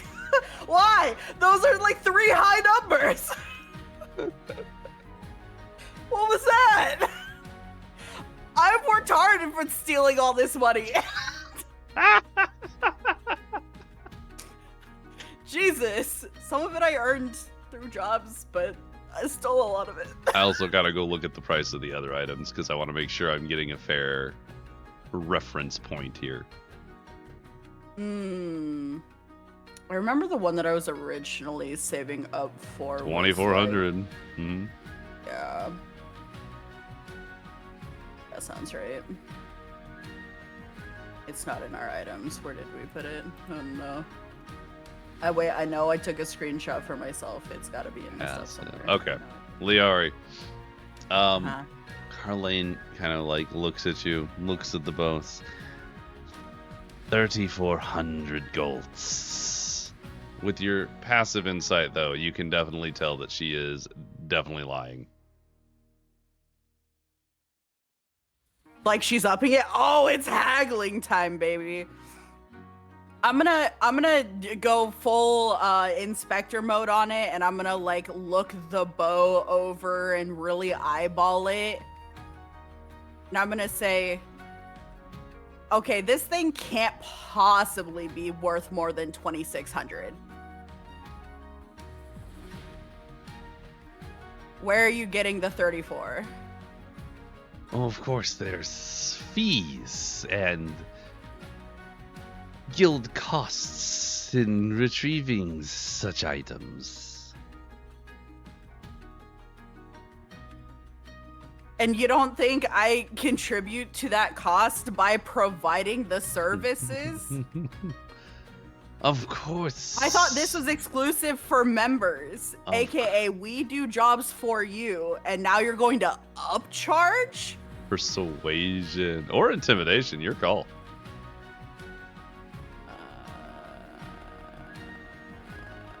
Persuasion is my betterer one. Good luck, Snaky. She starts to you can tell she's starting to panic a little bit.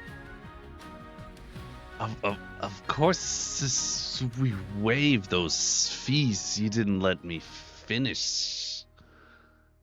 Of course, it's simply only 2,800 golds. Okay, insight. Is that more Go ahead and roll it. accurate? Go ahead and roll it. More market price. God I damn, love you and when your my rolls. 5 looks like a 21. She is absolutely bullshitting all of the numbers that you've been given. It's probably not even worth. You would guess based on the way that they're acting, probably not even worth $2,000. Okay, I'm gonna get spicy with it. I'm gonna get real up close to the snake that I don't know is a snake, but I know is a snake, you know? Yeah. I'm gonna get real up close to Carlane and like look them in the face and be like, you know what?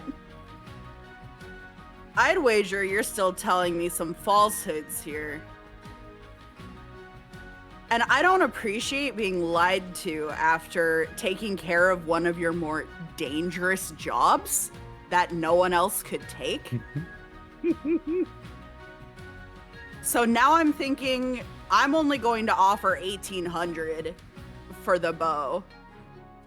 If you take that, I'm willing to overlook this. Otherwise, you might be losing one of your best adventurers. Are you persuading or intimidating? It's hard because it teeters on both. I'm in the face, which is intimidation, but like the persuasion is the like verbal. I don't know, whatever you want. Oh no, this is entirely on you. You're telling me whether you're being more aggressive about it because she lied, or if you're playing coy and not like being aggressive, just being like, not coy. That's not the right word, but I Right. suppose because of the way you phrased it, it would probably be intimidation, actually. Okay. Okay.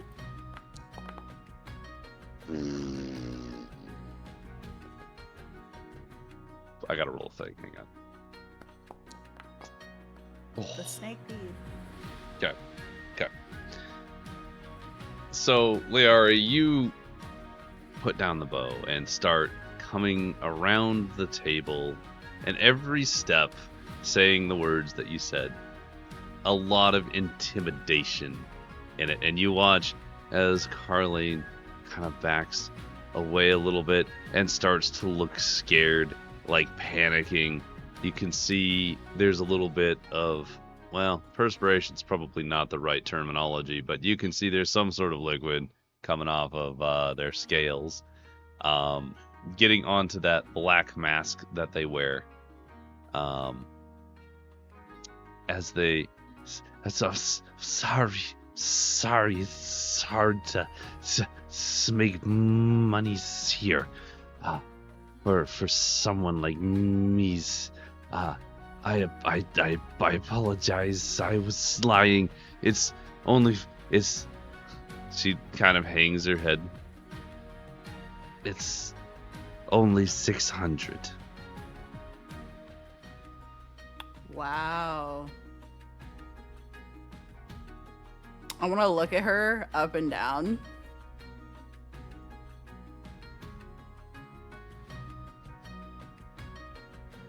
And I'll throw...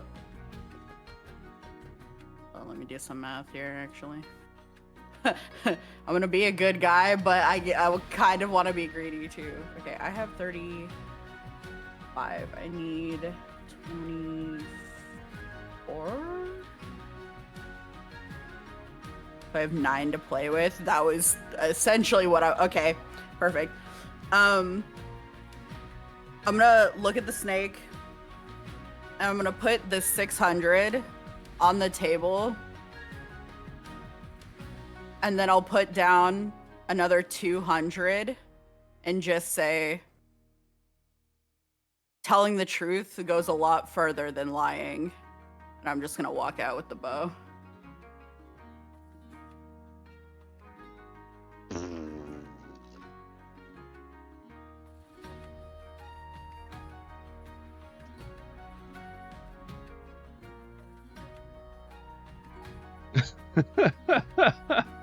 Okay. All right. You grab the bow, setting the money on the table, and walk out. And from the corner of your eye, as you head down the hallway, you just kind of watch as Carlene falls to the floor, like in a sitting position, and just sits. Doesn't touch anything, just sitting. And that's the last thing you see as you leave. Man, I was even nice. Yeah, you were. You were way nicer than I expected you to be. Alright, so I gotta delete 800 smiles. Hmm? Well, it's okay. I'm way nicer because my character still doesn't know that it's a snake because I checked the one time and I was too stupid. So that is nondescript reptile. Anyway. Amazing. I gotta make sure I add in. I gotta put that I'm a in man your of the people. inventory later. I'm a man of the people. I like a. You know. did so good. I'm a good guy. What a power! good guy. What a power move. So you leave. You yeah, now I'm have gonna a waddle fancy over to- schmancy bow that I'll have to make. Because I didn't make that apparently. That's I asked in I know you did. I made all of the items you already have, not the ones you're getting, except for one that's item okay. you're getting this session if you find it. Oh. I know. I'm dumb. It's fine. But it's fine. You're not gonna get in a fight right now, are you? So anyway, pans over to Pyri and Mads. Yeah, I'm just walking over to Benu. It's I their know. turn. Okay. Pyri and I've been Mads. I really just need to make this one picture at this point. And yeah. Womp womp. Alright. So Pyri, Mads, Joe, you all make your way up into the Celestine district where the elite housing is. You pass the Benu Theater and Crest Hall and enter Twilight Arcana, finding your favorite mushroom person working on some sort of fancy magical stuff in the back behind the counter. They seem to be rearranging the cushioned items they keep back there, which are... Well, you did all ask about them at one point. They're all magical. And as you enter, she turns and... Well, hello. Welcome back. Hi, Markella. Shall we begin? I suppose so. Who will start?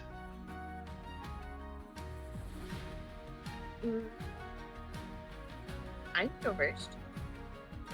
Okay. Wonderful. Please present your pig. Pyri's gonna just gently plop little ham bone on a cushion. And also take Biddy out of it and put him on, like, next to him. And just make sure he's cozy. I assume Biddy is still chewing on tiefling tailbones. Probably. So you just... Hambone sits there all, like, demure and just happy to be unalive. And... Yep. And Biddy is viciously, violently gnawing on that tiefling tailbone. Having a great time. Getting all the marrow out. Yeah, he's having a good little time. Anyways, Will you go ahead and give me your rolls for Biddy? Or is it rolls? Oh, for Biddy? How do we change Wait, it? what is... We changed it. That's a good question. Right. I think it was. Yeah, we simplified it so heavily. Mhm. It's We a did single simplify roll. it. I just don't remember. what It's I in our. did. It's in Pyri notes. Yeah, that's what I'm looking at. Oh. So animal handling Animal check. hand- Yeah. Yeah. What? 15. So you get to teach Is- Biddy one whole new skill. One new skill. Let's go. Hold on. We already have. Mr. DM, can I ask a favor? Yeah. On the skills thingy that we have for the Mhm. ones that are already taken, can you put the little funny line through them Oh, I love that idea. I also like this idea a lot. so I don't have to reread 5 billion times over? Yep.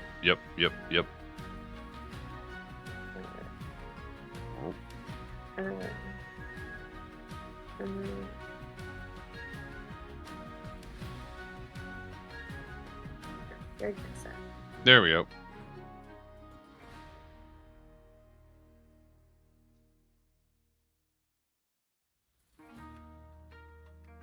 Okay, I'm gonna go with Going with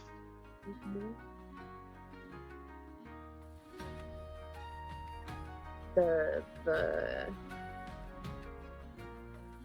one day. We'll get there.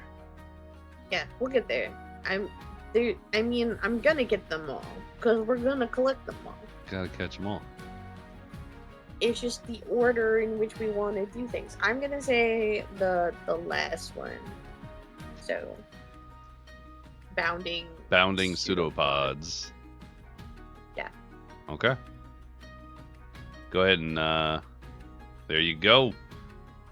So Yeah. you take your time, and over the course of, honestly, I think 2 hours is pretty long, but it could be like the whole time you guys are here, and then during that time frame, Morkella will continually check in. I think it makes the most sense. You do teach Biddy how to go up vertical structures or things with just as much speed as Biddy can go horizontally. They're able to kind of stick out their little pseudopods and go and kind of pull themselves across and pull themselves up, pull themselves across, and they're moving around. They are crawling, and they're going so fast. He's so fast as the boys. So speedy. So, he's so speedy. During your time here at Morkella's, you spend the entirety of the time teaching Biddy how to do that. You re-up Hambone, presumably. Yes, I need to cast the funnies. I'm on the wrong tab. That's why I can't find it. Hey, I got 1,000 tabs. Yeah. I was just on the features, tweets, and not spells, and I was like, where is it?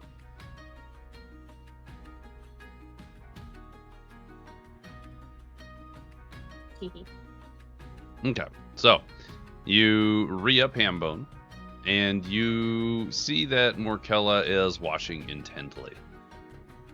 This will be your 5th time doing that. I have a counter.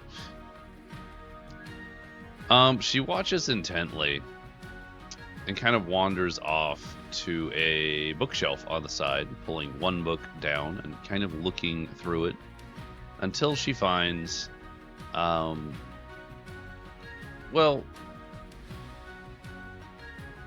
she finds something. I can't say. Kind of nods to herself and turns to you, Pyri, and says, have you ever contacted anyone who controls spores or mushroom-like things? Anyone else like me or yourself?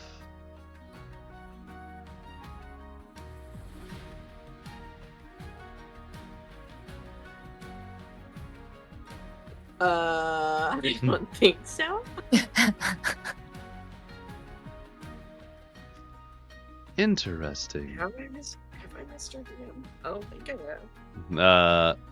High Table, speaking of, it wasn't in your backstory, so presumably not. You're the only one you've ever met who can do the things that you do. That makes sense. He also doesn't pay attention to a lot of people, so that makes sense. Yeah. Back in, Morkella continues. There are stories of individuals or druids with control over the cycle of life and death. But the way it is portrayed, the way that you use it, is not the same. And so I wondered if you had been taught this by anyone in particular. I'm not a druid, but by a necromancer. Hmm. I'm actually supposed to go meet him, and I'm supposed to go talk to him for the next, part of my training, I guess, / to see how I've been doing with this. So we're supposed to go to that. So we're going to be gone for a few days, but when I come back, we'll have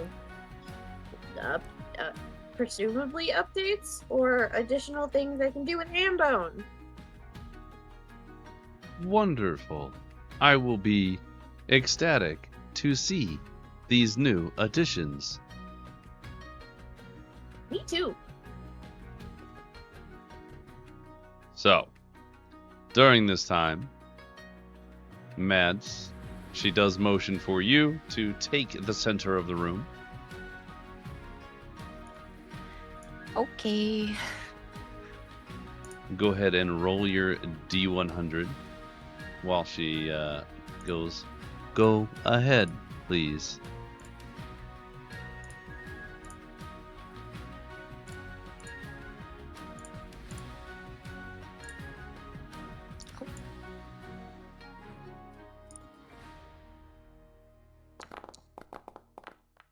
Ooh.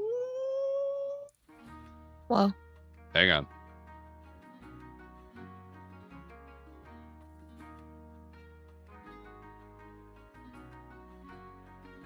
Huge and massive. You accidentally blow up the shop. there was nothing accidental about it. Please don't blow up the shop. We're in the shop. Please don't blow up the shop. I crave You hate arson. Mortella. She loves you and you hate her. You're getting I'm some like a spicy Subaru, I don't know what rolls, to tell you. by the way. How many slots of Veil Magic do you have at this point? You have 2 or 3. 3, I thought. Fucking ridiculous. The literal DC. I will tell you this, you've got it enough times now. The literal DC to get a goddamn another point is 95 to 100. I am getting so many stats. So please add another slot for Veil Magic. More slots. And 4 out of then 4. Let's go. go ahead, because you are still learning your armor stuff, and roll a d20 plus 5. Oh. D20. Oh, that makes it easy. 10. Easy enough. Big Go ahead 10 and note energy. 10 points towards the total needed to learn your Veil Armor skill. Ooh.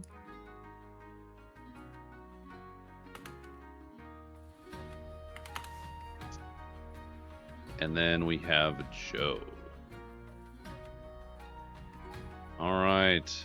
Let me go ahead and public roll that. No reason not to. Public roll! Ooh. Let's go. He did it. He didn't just. Boop. Hang on. Okay. You watch as when Joe steps into the center of the room, he focuses. You watch as his sandy blonde hair kind of like rises up a little bit, as if, you know, he's got that Dragon Ball Z power emanation happening. And you watch as the very tips of his hair turns white for just a moment. And then blasting out directly in front of him from his outstretched hands is a spike of ice that shoots out, fires forward, and embeds itself in the door to the back room, leaving a probably about 12-inch diameter hole in the door.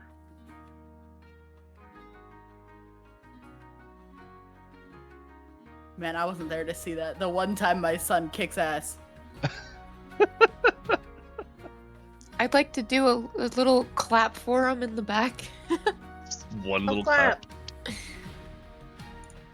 An encouraging clap, not like a sarcastic one. Yeah. Joe kind of comes out of whatever almost trance he's in, looks it forward and sees this giant spike embedded in the door, and kind of like looks down at his hands, and then he hears the clap, turns around, kind of sees you giving him a real clap, and like gives you a genuine smile. Morkella looks at Joe, moves to the door, and starts to inspect it, and the ice has already begun to kind of melt and pool. But it is a full cylinder spike of ice pointed on both ends, 12 inches in diameter, around, and just as high, like tall, in a very like elongated Sims crystal fashion, if you will. She inspects that for a few moments, kind of turns back and tilts her head at Joe. We need to study you more.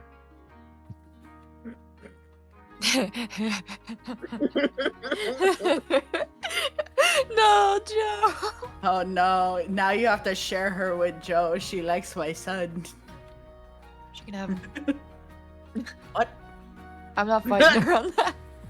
Why are you just offering him up like this? I didn't offer. He's got a wife. He's got Almost. he's got a choice. I'm just saying, I don't care if she goes after him. She's horrifying. That's what I'm saying. I don't care. Oh if she god. goes after him. Bro, I cannot believe this. I cannot believe. So Maybe for his birthday. What? So with that roll, Joe high table. Joe has now unlocked the permanent use of one of his innate magical abilities with a roll higher than 90. That could be used once a day. Wow. And he feels kind of badass right now. Let's go, Joe. So, after Joe breaks the ice and starts kind of hauling it outside, is there anything you guys would like to talk to Morkella about before you leave? I'd like to tell Morkella about my new skill. The ability to Detect veil magic. Interesting. And what do you detect from here? I haven't tried it yet.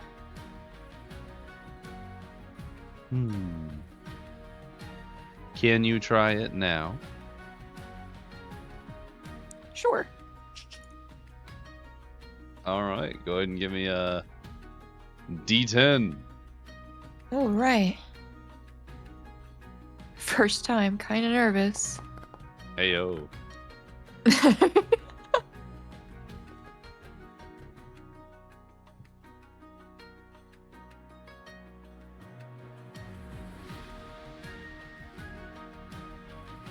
Okay, so that would be 10.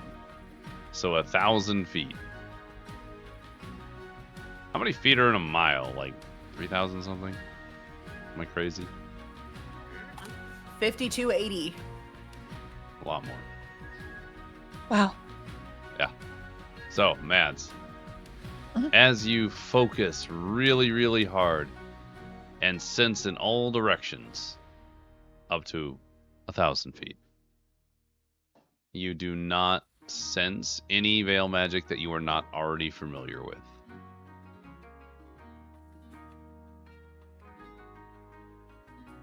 Okay. Is there I guess I could do it too. If I could get like a flat PNG of the map, just so I can put little circles around where I've done the thing. Where you pinged from? Yeah, basically. That's such a good That's idea. so funny. Yeah. We'll That's just what I have have a to do, Venn like, diagram of style. like. There is Every game that I play, I have to do that. So there is a map gotta do it already here. in the announcements channel, just up a little Okay. bit. Yeah. So that'll be your actual map of Melody Cove, just the same one we use. You could probably crop out the extra space and then just use that for circles. Sounds good. While you sense outwards, you watch as, well, Morkella watches. Did it work? It did. I didn't sense anything new. Interesting. I'm sure that might come in handy sometime. I'm sure it will. Now, is there anything else? No, I don't think so. Wonderful. I will see you all another day. If you're going to be more than one day, I wish you luck in your endeavors, and please do not die until I have recorded all the magic information I can from you. Of course, Markella, we will be very safe as we can. I am glad to hear it. And you get a weird person smile that looks really out of place. No. Yucky. I'm just gonna try to smile back, but it probably won't meet the eyes. Like, hers isn't Two creatures RFB. that don't smile are smiling at each other. What the fuck? Yeah, like, she doesn't smile. Like, this form, she doesn't smile in it. So, her trying to smile in it looks awkward and forced. And then you have Mads with RBF trying to smile. Yeah. It's awkward. Just Everybody's awkwardness. uncomfortable. I'd like to leave Especially now. Biddy. Biddy is pseudopodding out as fast as possible. Yeah. So Well, you guys, we're gone. you guys make your way out of Twilight Arcana. And just down the way, you do see that Liari has been waiting just outside of Crest Hall. You all meet up. Hi, gang. Who's up for a pee break? That's where we're So going true, next before we get into this. I know Yeah. I am. So everybody meets up. We all know how this is gonna go. We're gonna go to break. So go get yourself some more water so you can pee again later. Grab yourself a snack, For sure. and we'll see you back here in 5 minutes.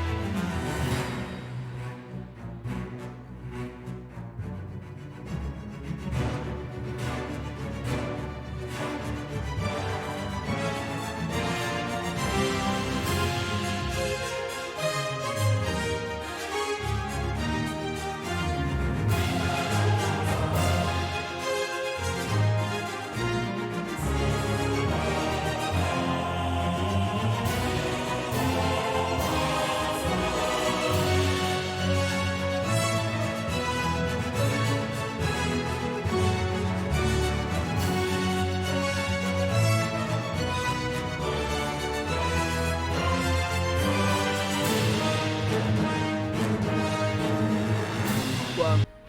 Whoa. Or Whoa. What? Well. So anyway, hi chat, welcome back to the second half of episode 34 of the Echoing Isles. I hope you got a snack and a drink, and we'll get right into it with Liari. Yes. Lair. I finished off my leftover Mongolian barbecue and would like to roll to steal your pennies. All right, well, at least I didn't lose another one. I would have cried. At least it I wasn't would've- another one. The way, if I had lost all three in one In one go, episode?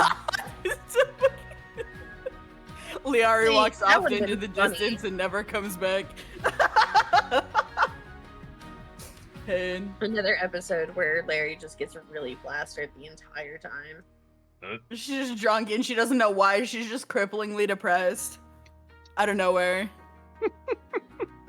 Well, she knows why. I can swing it to be because of Silver Song, but no, I I feel like swing you it. would 100% be like, I lost something precious to me, and everyone's just like, oh no, and really we all, like, the party knows that she just lost her fucking fanny pack of panties.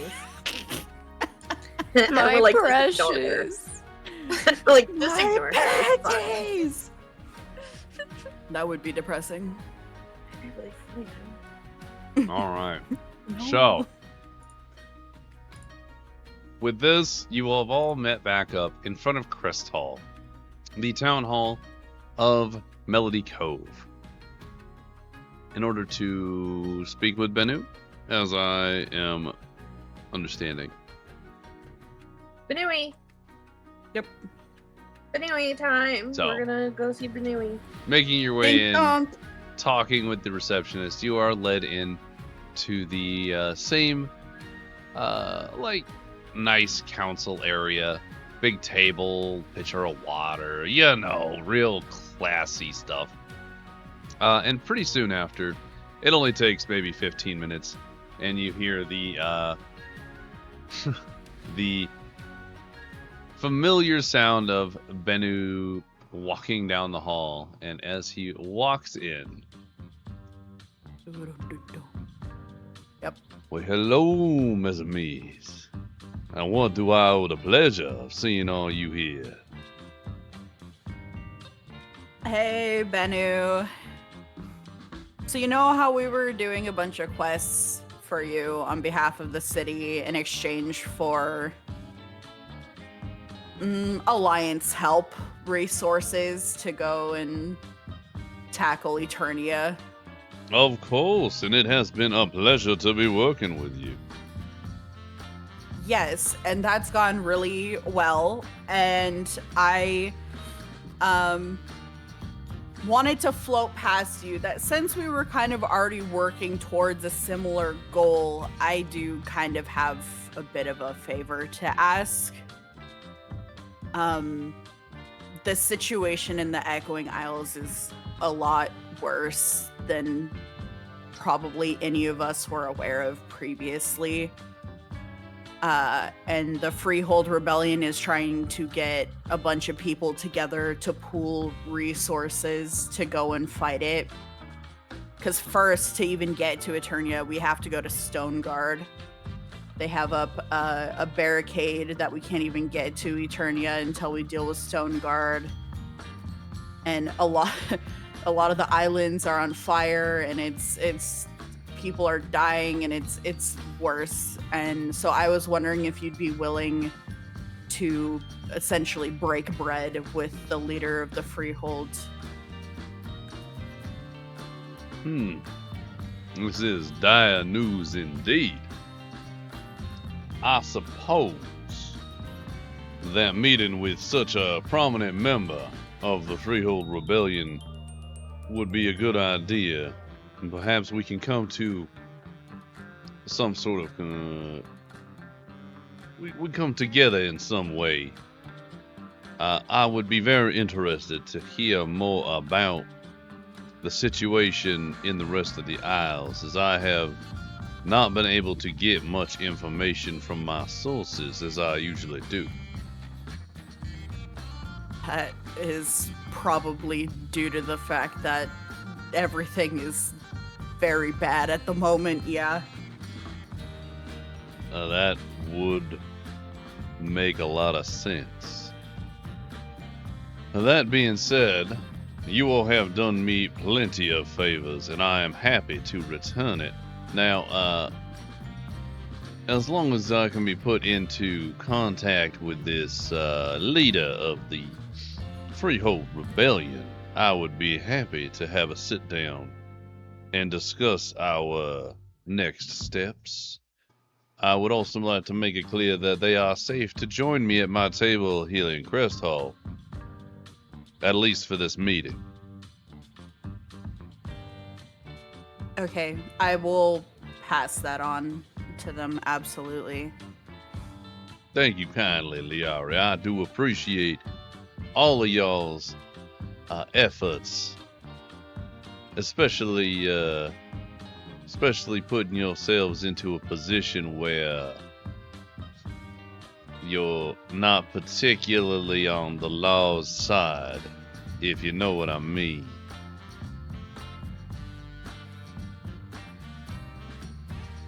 I've done a bit of tiptoeing.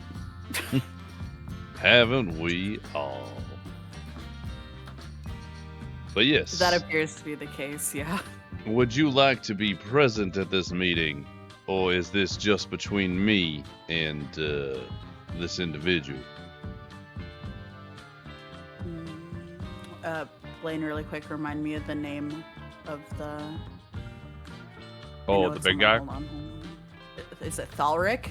Thalric. Yep. Yeah. We have more preparations to take care of on our end, so we will be out of town for the next few days. So I believe this sit down will just be with you and Thalric at your two's leisure. If this is as dire as you have mentioned, then perhaps the sooner the better. Would you please pass along an invitation to Crest Hall at their earliest convenience? Otherwise, I would say that if they are available tomorrow at high sun, I would be happy to provide ourselves a wonderful lunch and have a conversation. I'll pass that on. Wonderful. I know I can count on you. Now, is there some other things you need to discuss with me?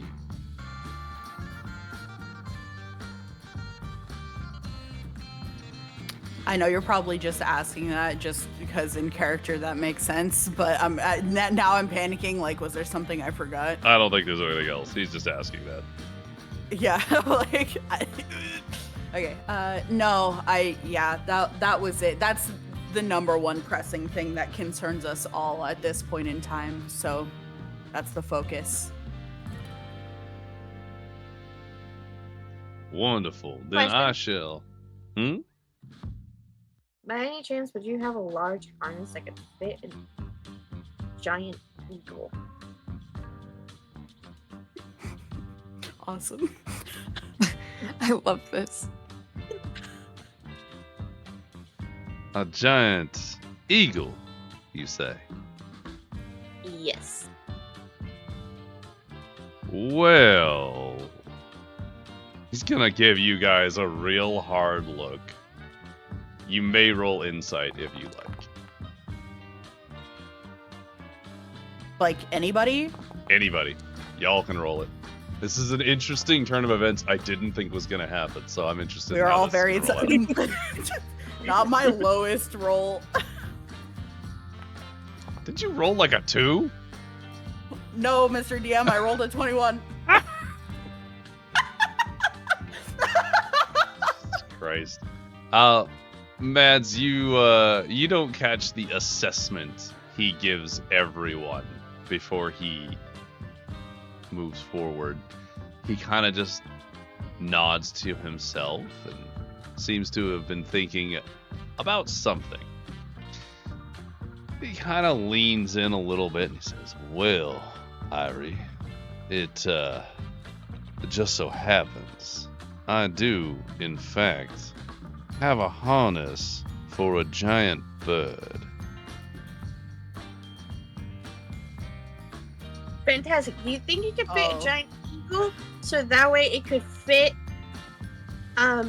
She's gonna hold up hand bone and then she's gonna like count heads and just be like, everybody else ish, roughly, and minus maybe one or two. Oh, this is a grand saddle situation.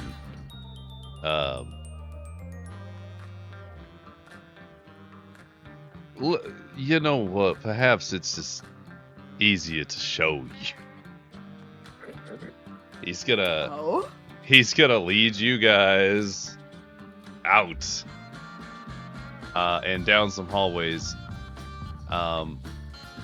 Bennu has his own housing up here. He leads you to his home, which is going to be kind of like off over to this side here with a great view of the city. Because, of course, he gets a great view of the city.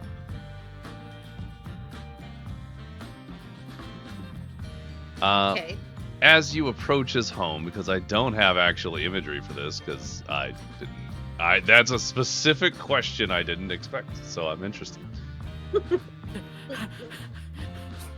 The actual house is gorgeous. It stands almost 2 stories higher than any other house in the area. It is beautifully decorated. It is not ostentatious like the Thornbridge Manor was, but is a lot more classy, if you will.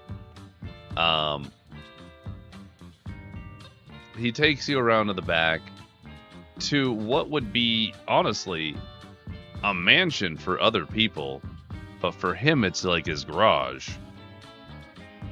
Carriage house. Got it. Yeah. Brings you in and directs your attention to a side room. And as you enter the side room, inside is a very large Appa-like saddle. It's got multiple like ropes that come off it, like little ladders. There's a lot of like pouches, pockets.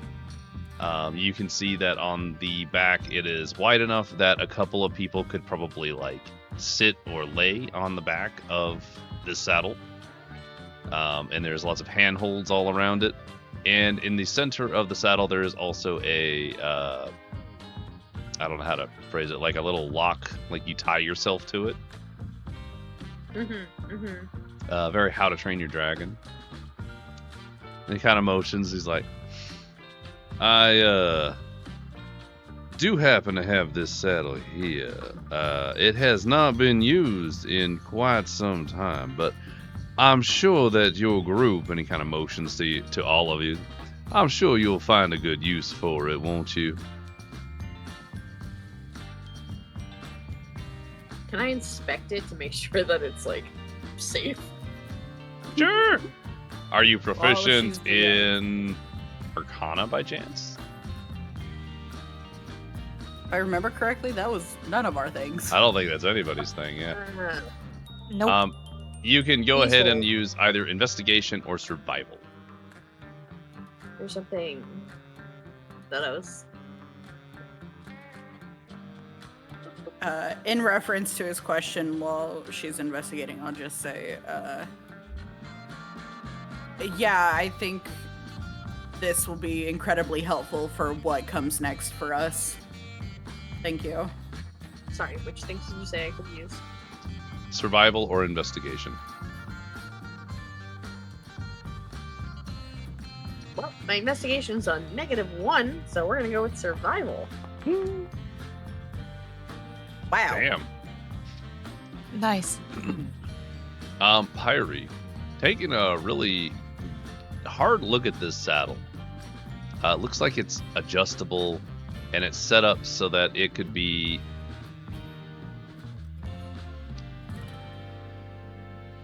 You don't have Arcana. Yes. You don't have Arcana. You don't have Arcana, and that's the problem. That's fine. It's a great I mean, I saddle. can Looks roll an Arcana. fantastic. I can roll an Arcana just to see. Yeah, roll it for fun. For funsies. Stares at. It's a That's nice saddle. design. It's a really nice saddle. It's obviously been cool. well kept, oiled. Everything on it As looks long really great. as it. Pyri's main concern wasn't whether it was magical. It was whether or not it would fit and whether or not it would be useful for their current needs. It will fit your giant eagle form because you can kind of get a little bit bigger or smaller for flavor purposes. extent. So you could wild shape yourself to fit this saddle. Fantastical.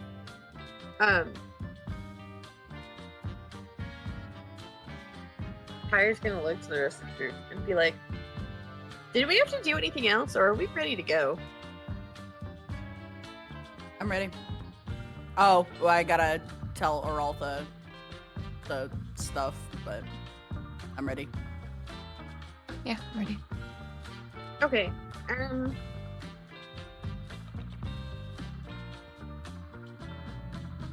Gonna Want me to just run over there? Because it looks like you're like just gonna you're like. She's gonna look at Benu and just be like, Benui, can you help me get into this? But And then she's gonna look at Larry and be like, you can go talk to the. This might take a minute. Yep. Away we go. Do, do, do, do, do, do, do, do, do, do, do. Anyways, she Benui, can you and Mads help strap me in?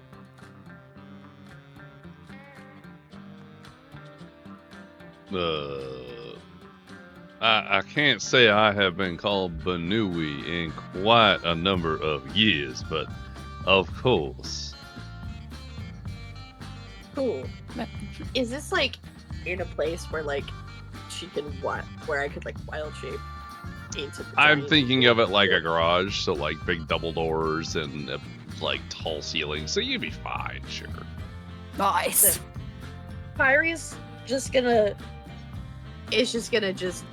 wild shape into gigantic bird. Giant eagle. I am bird. Yeah, giant eagle. You know. Mm-hmm. All right. So, let me get this all written down. Hang on. There's a lot to write. There is some information. These are all ideas. Okay, that solves that. Wow. Whatever that was unfortunate. I don't know if you wanted to do the whole thing or if we should just skip over it, because the idea is that I'm just going to run over to Oraltha's and pass on the message and trust her to take it to Thalric. Either her or Elias, since she has crippling fear. Crippling fear. Just be like ASAP or tomorrow at high sun for lunch. For brevity. All welcome. Yep. For brevity, I'll say that you did inform Oraltha and Elias because they're hanging out. Yeah. And we'll come back to that in a minute. But okay. So Pyri, you transform into a giant eagle, taking up a huge amount of this space. Not only are you just massive at this point, you're towering over Mads now, which is very entertaining. Benu just sort of like looks up and smiles and chuckles to himself.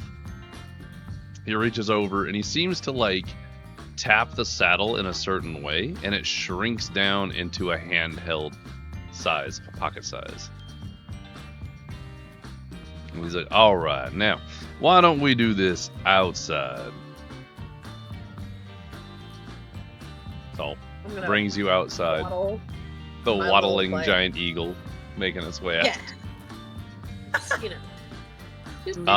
He puts it up on your back and then seems to tap it in a certain way. Mads, he does get your attention and pull you over before he does so. All right now, Mads, pay attention, because it's going to be real awkward if you don't remember how to make it big and small. He's going to tap it like 3 times in one particular spot on the saddle, and the entire thing just whoop, gets big, and it sits perfectly sized to Pyri's giant eagle form. Woo! Nice. At which point, he then shows you the proper etiquette of properly getting the saddle attached and pulled tight without cutting circulation and all that jazz. It's very similar to horse Pyri time, but, you know, bird. So course, but bird.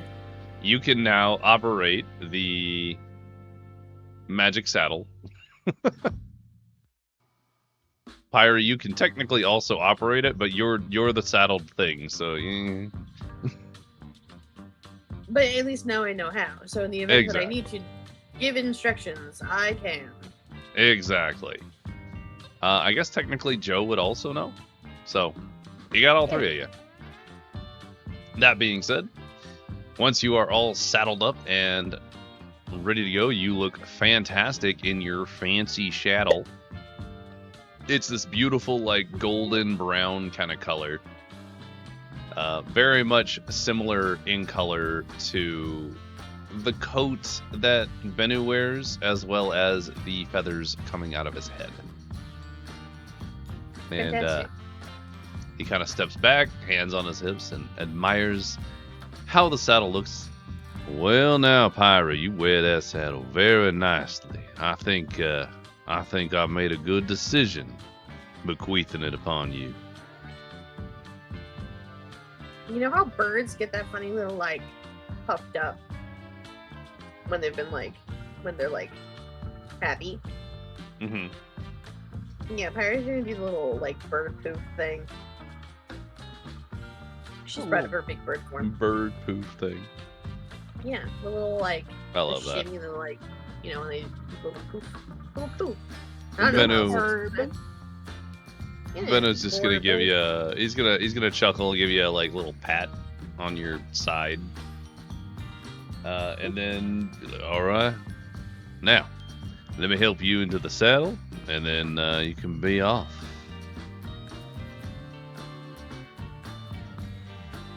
It's Larry back. Not yet. Larry can be back. I figured you want to go pick up Larry, but Larry could just show I up. mean, we can, but I don't know if Larry wants to. Is gonna. It would depend on the timing, because like I'm fast, because I'm like that's cool. booking it, and like I don't know. It just it'll depend on Mr. DM, and like we said for brevity that all that's done, so I can Okay. like run back. I don't mind. Yeah, so you run back.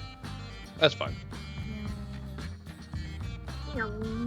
Whoa, Pyri, looking good.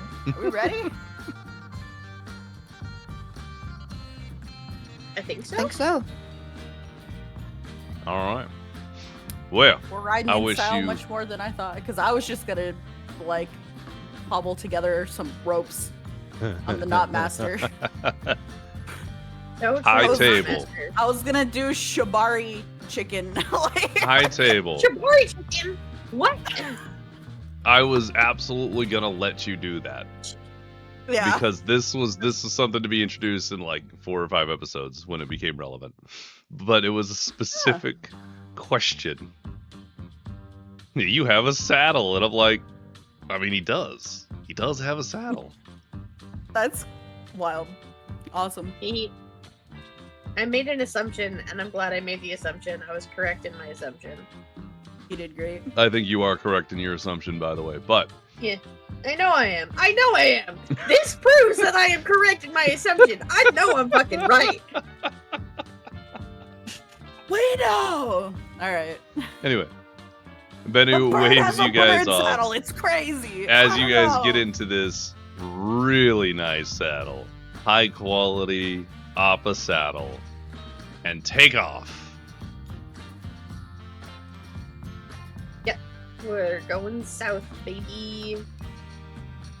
South for the winter. Yeah, I don't know how far this is, so Mr. DM's got to be like. I got you. Yeah. I'm also like doing all the other things. Don't mind me. No, I'm gonna mind you. I'm gonna mind you very much. Thanks. Wow. Yeah. Wow.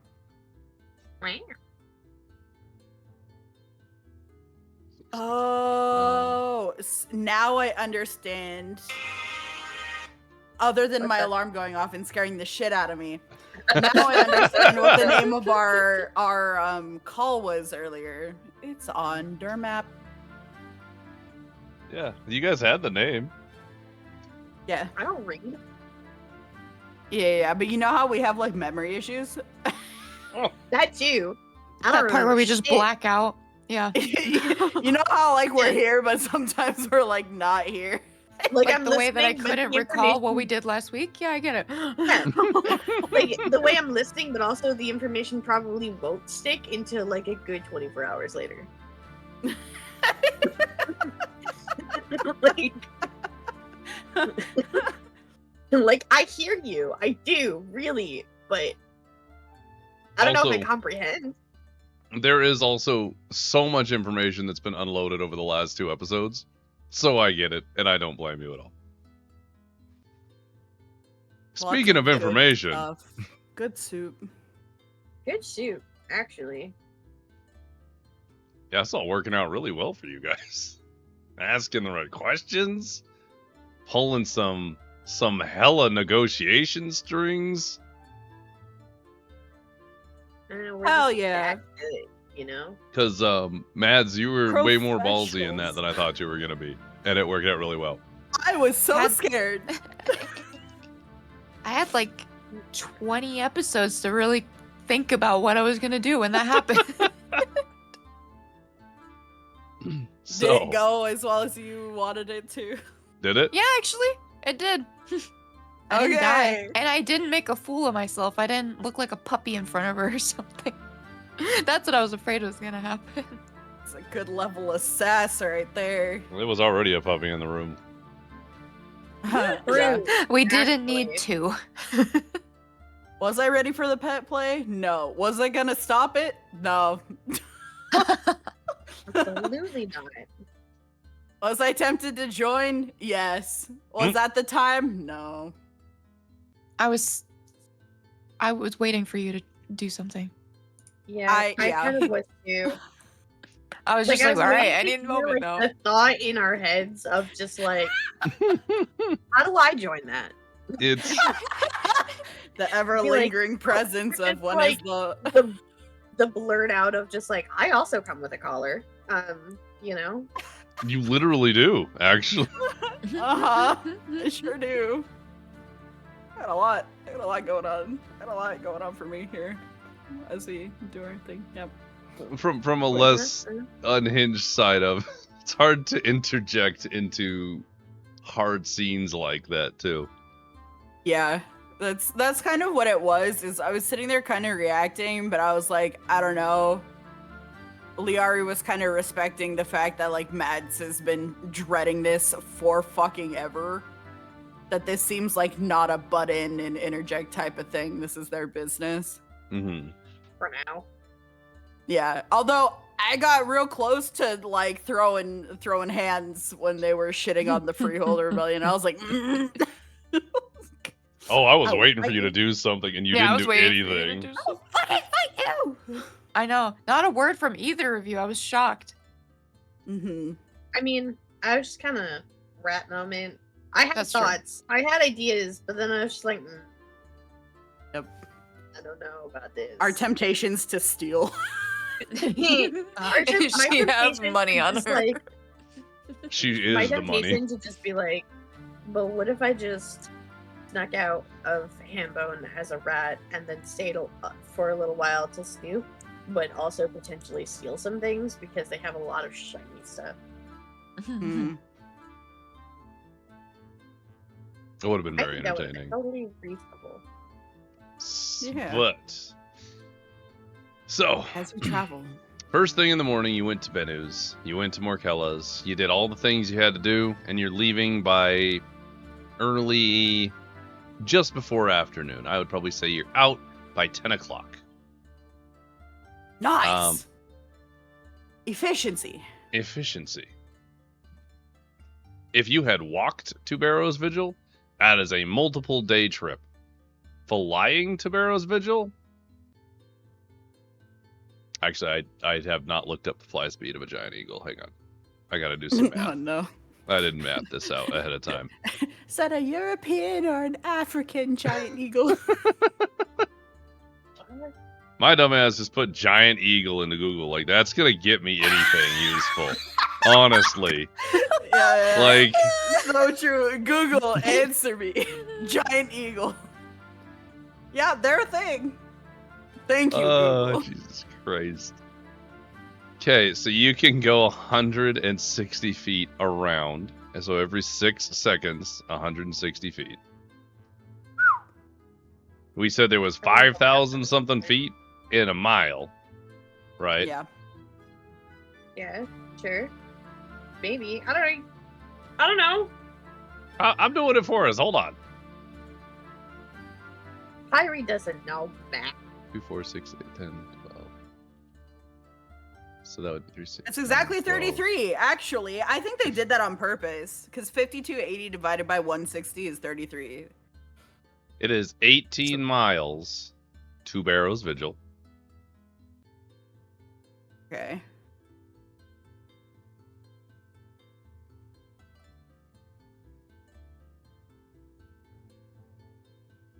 Okay. I'm doing the math. Hold on. Whatever. You know what? DM says So- you get there this evening. Yeah. I don't care. I don't care enough. That time. I love that. Okay. How long can you wild shape? That's a good question. It's 4 hours per wild shape, I think, right?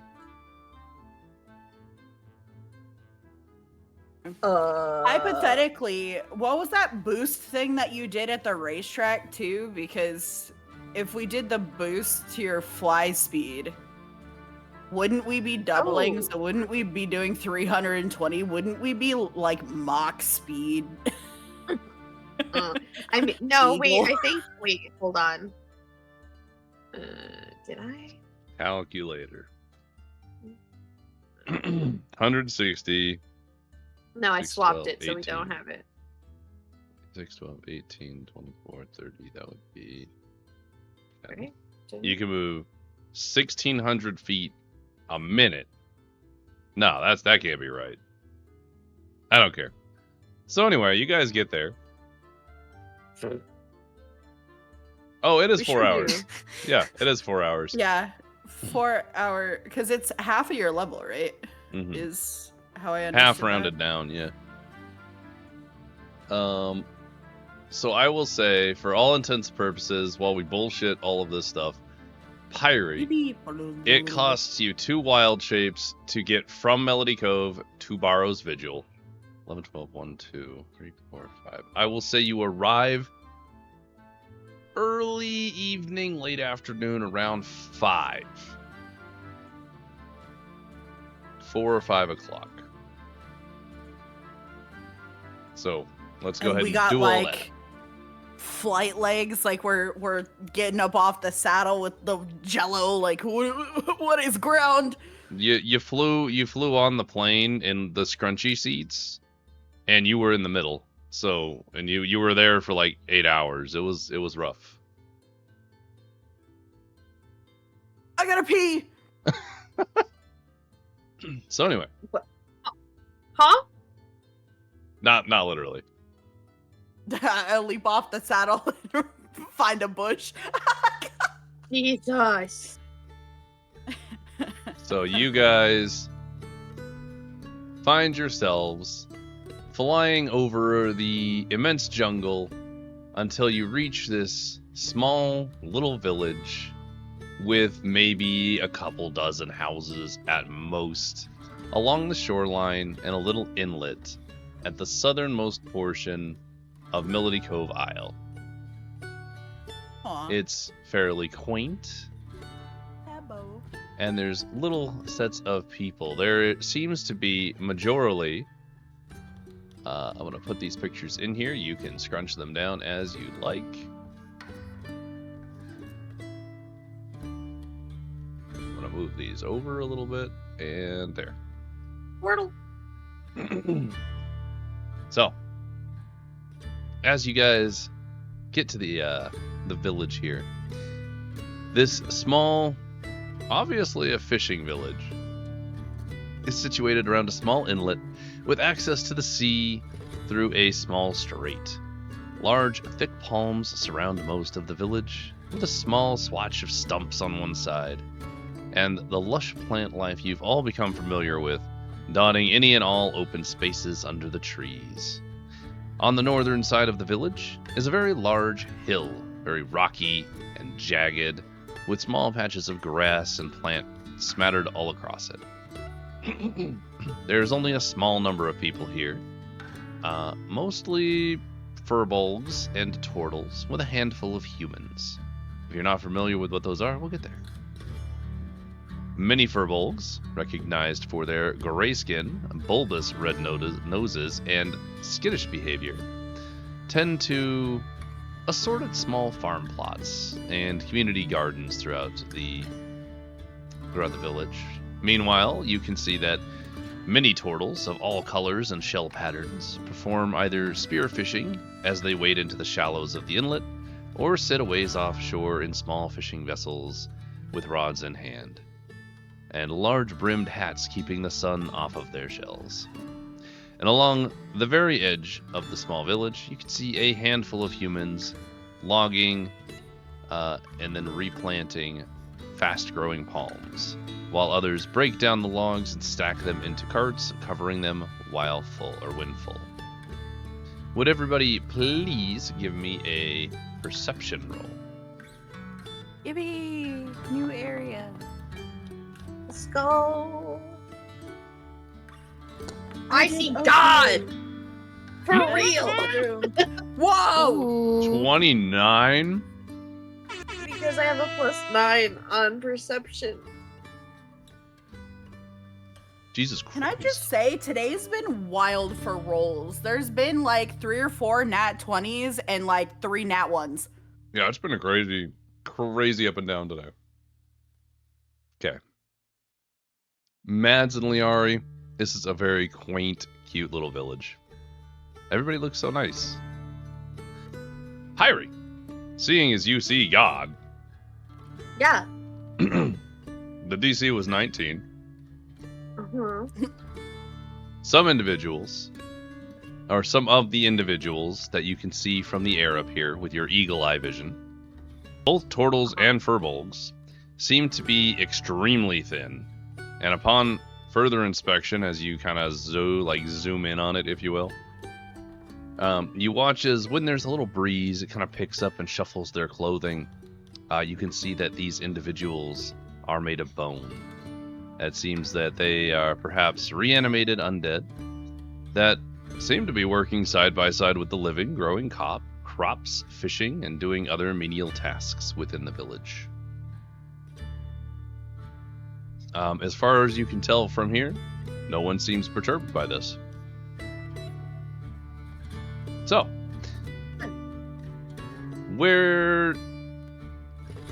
from up here as well, Pyri, you can also see that towards the center of the village, you see what looks to be an older furbolg standing in the shade of one of the many thatch huts, speaking to a familiar individual in a dark robe.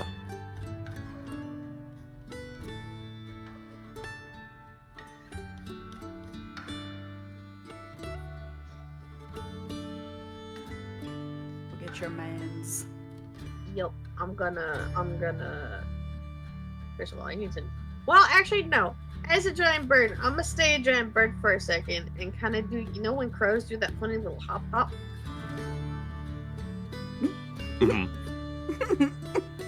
Yeah, I'm gonna do that, but going towards him. Okay, so you land and then hop towards him? Yeah, once everyone's off of me. Oh, that was a good follow-up, because I was about to have everyone make dex saving throws. I mean, I could have. I hopped off to go pee. Yeah, once everyone is off of me. All right. So everyone climbs off, and you do a little hop over towards your old friend, mentor, Regulus. Let me go ahead and scroll down here. So, as you arrive... As I what? As you arrive, you hop a little closer. And as you approach, Regulus turns, sees you, kind of scrunches his eye for a moment, and then he kind of leans back, spreads his arms wide, and you hear that familiar voice that I'm gonna try and remember exactly how it goes because, you know. I think this was one of the ones with the Slavic accent, but I'm The not... Slavic accent. It's a little bit like Pyri. Yes, like Pyri. Yeah, like that. Ah, Pyri. We were just speaking about you and your unique skills. Come closer. Bring your friends, of course. The Herbolg, standing next to him, watches you approach, the wrinkly gray skin around his eyes kind of shifting as he turns the eyes and then his whole body towards you. He uses a large, beautifully crafted staff with depictions of waves to balance himself. Oh, it's wonderful to meet you, Pyri. And he kind of looks you up and down in your giant eagle form.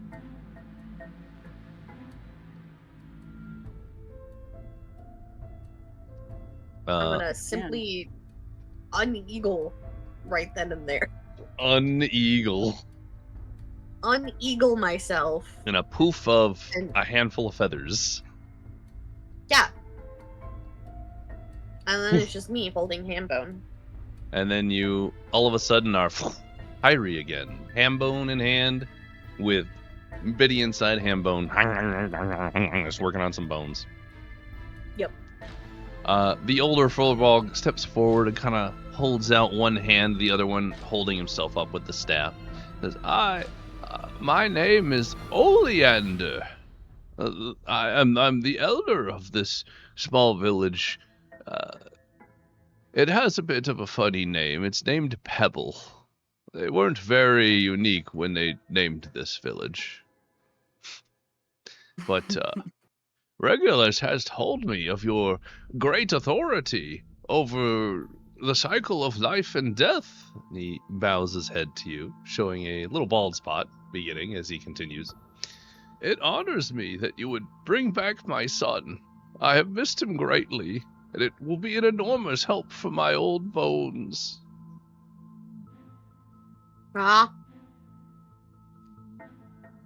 Say what now? Oh, yes, Regulus said you are incredibly skilled. That you would bring my son back. He died in an accident many years ago, you see. He had always wished to help me as I helped my father in his old age, and I was filled with great sorrow when he passed. You kind of see tears welling up in his eyes. Pyri is going to simply turn very slowly and just completely dumbfounded Regulus. Like, the fuck? He mean? Regulus just clears his throat a little bit. She has... Oh, there's gonna be a lot of voices. She has the power of... Oh, she... Yellow. Yellow. Pyri.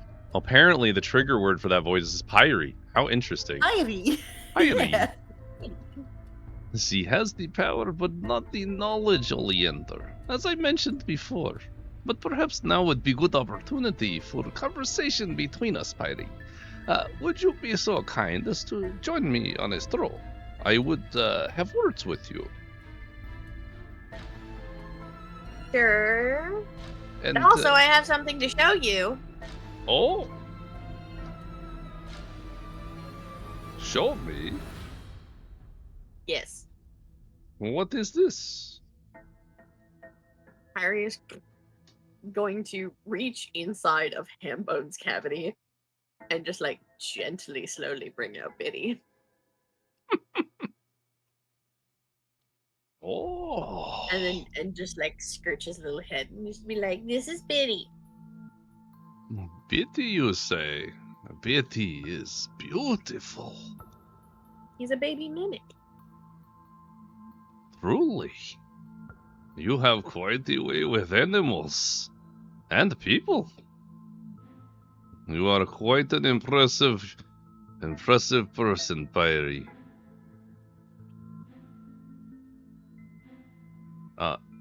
I got him off of a guy in an illegal gambling hall.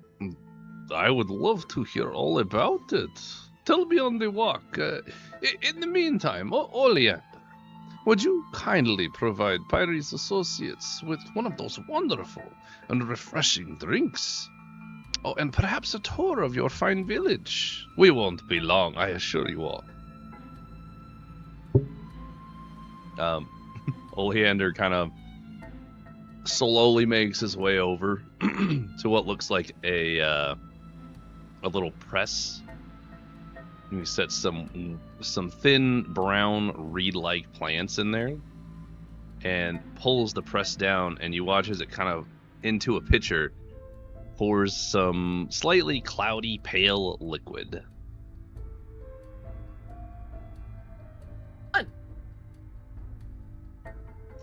So that being said, Regulus will begin to try and lead you into a walk.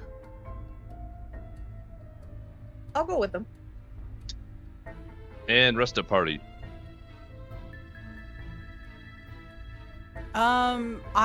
Before we decide whether or not we follow or not, I'm gonna connect our brains just in case. Okay. Son of a bitch! Alright, These rolls are rough, buddy. I'm fucking coping. It's fine. It's fine. I'm fine. We're fine. And then I'll look to see if we're like welcome to go. Like gauge the vibe. Like what does that look like? Like to go on the walk? Yeah. To go wherever Pyri is going with these strangers. Well, Oleander's currently pressing you a drink of some sort, but if you do follow Pyri and Regulus, Regulus won't stop you. That's all. End statement. All right, I'm gonna take the drink and say thank you, chug it real fast, and then I'm gonna like disappear into the shadows, and I'm gonna follow sneaky style. That drink is delightful. It is sweet and refreshing. If you've ever had fresh pressed sugar cane, that's basically what it tastes like. That's diabetes in a cup. Yup. Love that. Extra jazzed for my covert mission right now as I slink into the unknown. Wait, are you trying to be sneaky? Yeah. Oh. Yeah. Are you hiding specifically from Pyri and Regulus? Yeah. Okay. I'm following covertly. Well, neither passive perception will catch you outright, so. Unless Pyri decides she wants to really look for somebody sneaking around, you're probably invisible. Slay. I feel like Pyri would probably notice, but also not really care. Also very valid. You can definitely roll a perception if you'd like to, and that will be the determining factor. And then Mads, what would you like to do? What is Joe doing? I feel like I should stick with him. Joe is having his second cup. I'll stick with Joe. Okay. You, Joe, and Oleander kind of get into a conversation about the village, and we'll come back to that information later. So, Pyri. Yeah. You do not notice you are being followed by Liari, to be completely fair. With that in mind, Regulus walks very slowly with you around the village, and you see a number of individuals working in these small gardens, all being assisted by those undead you saw earlier. Sometimes the living take a break, with beads of sweat falling from their brow, but the undead plow onwards, never resting. Many of the undead stand along the shore or on an outcropping, still as death. The only movement, their hands, as they cast their fishing line, or reel in a catch. From here, you can also hear children giggle and laugh from somewhere nearby, their lighter footsteps pounding the ground as they play some sort of game. And Regulus speaks, almost breaking the sounds of laughter and the waves of the ocean. It says, I must say, your skills have improved much. Your creation, Hambone, was it? And he reaches out to give Hambone a little scritch behind the ears. Hambone looks perfectly executed and more beautiful even than the first time you made him. Say that again? Sorry. Hambone looks perfectly executed and more beautiful even than the first time you made him. Yeah, Mushroom Lady has been observing me. I think I don't know. He's better now. He is more than better. He is exceptional, just like you are, Pyri. But it is good you can maintain Hambone. It shows that you are now ready for your next lesson. Next lesson. Regulus elaborates with his hands. Tell me, Pyri, what have you seen here in this village? A lot of undead working and stuff. Is this just like a village of necromancers or something? Or did you do that? I help those who need more order in their life. I am here to provide them with assistance.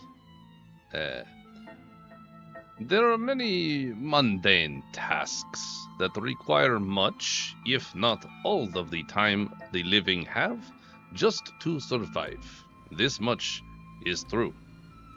But here, in this small village of Pebble, the people live in harmony with the raised. They may still participate in the work, or direct the raised to a new task, but in the end, they enjoy more time in leisure or with their loved ones. And he chuckles for a moment, a raspy, almost a cough, before asking. The raised make life easier, simpler for the living. Wouldn't you agree? Yes.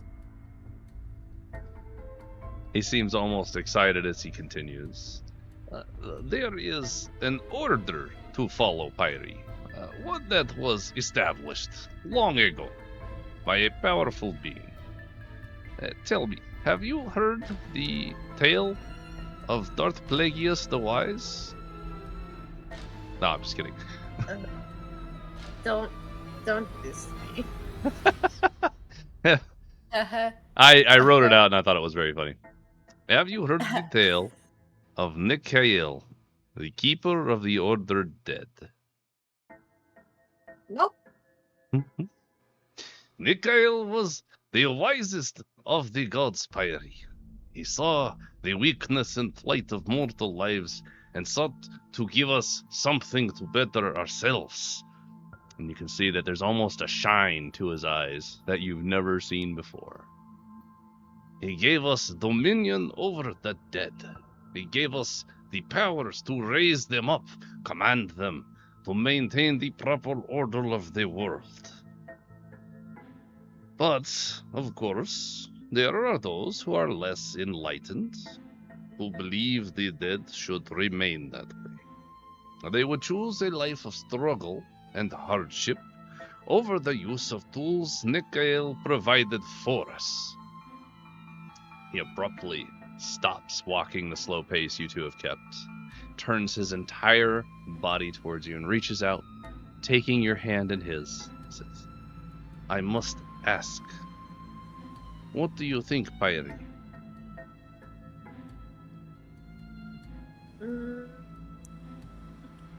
About bringing the dead back to help the living? Yes.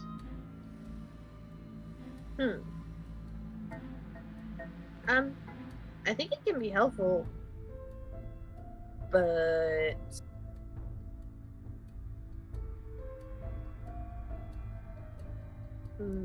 maybe they should be asked before dying.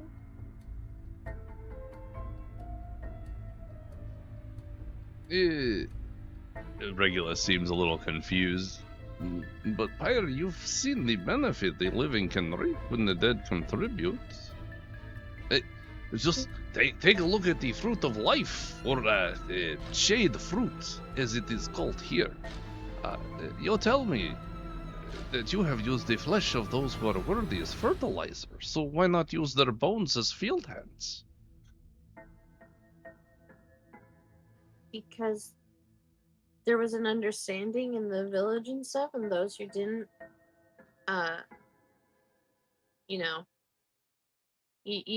that's just what you did. But being fertilizer is part of the natural normal order, regardless. Raising the dead to assist the living is slightly different. He nods very thoughtfully. Well, you have given me much to consider, Pyri. But if we do as you say and obtain consent from those who are dying to use their body, their remains, for the benefit of those who live on, that would be okay? And there is the order, Pyri. Right there. It is simple when you look at it like that, when everyone knows it is better for all the living to have the dead rise in service. Now, he starts speaking again, a little more quietly, but with like more conviction. Oh, do I have to strain to listen to that? No, you're fine. It's not that low. It's just more like, this is my serious voice, you know what I mean? And you are quite powerful, Pyri, and each time I speak with you, I am more convinced that you were born to wield this immense power. You are wise beyond your years, and I believe you are ready for the next step. A step forward to embrace your innate powers. Are you ready to learn? Sure. Claps his hands together once. Wonderful. Then let us return to the others. And he begins walking at that slow pace back towards where he left the party, or believes he left the entire party. Mads. Yeah, I'll be there when they get back. You just zoom it over. You're high on sugarcane water. Yeah, I'm speedy. Mads. Oleander has been talking your ear off about the fundamentals of spearfishing and how they just don't do it like they used to. Mm-hmm. And that's why we always used birchwood instead of oak. Fascinating. And another thing. It just continues. Oh, look. How many drinks has Joe had at this point? Let's find out. Hang on. Oh no, the toddler hopped up on. Oh my god. Oh god. Oh no. Oh no. He's on his 10th. He's doing it himself at this point. Oleander's not even paying attention, and Joe's just over here like, do you know that episode of Futurama with the coffee? Yeah, I know the one. That's exactly what Joe's looking like right now. I like Just to like- attempt to cut Joe off of his sugarcane water. And I'm gonna do it while what's his name is fully talking at me, and I'm just not gonna be paying attention. You gotta go over it. And Joe's like in the middle of getting another glass, and he's like shaking violently. And you just look at him, and Why did he keep drinking? But it's really good. I know, Joe. But let's let the last 10 settle, shall we? No, just one more. One more. No more. No. No more. But okay. No more. Okay. You won't get any cake for your birthday. That's right. Joe sadly stops pressing this particular cup about halfway through. It's maybe half a cup. And he looks at it longingly for a second and kind of like slides his eyes back to Mads, who's just staring at him. And he walks away a little bit and kind of like vibratedly leans up against part of the thatch hut, which causes the fronds on top of the hut to kind of shake a little bit. Oh no! But about this time, Liar, you have appeared out of nowhere, and you grab that half What do cup. you mean? Maybe. I was here the whole time. Yeah, you were there the whole time. Yeah. Oh, and what did you say you thought on the modern techniques of logging?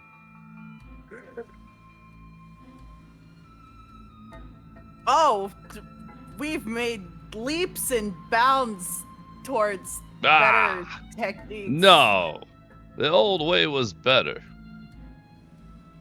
Oh, you've done it.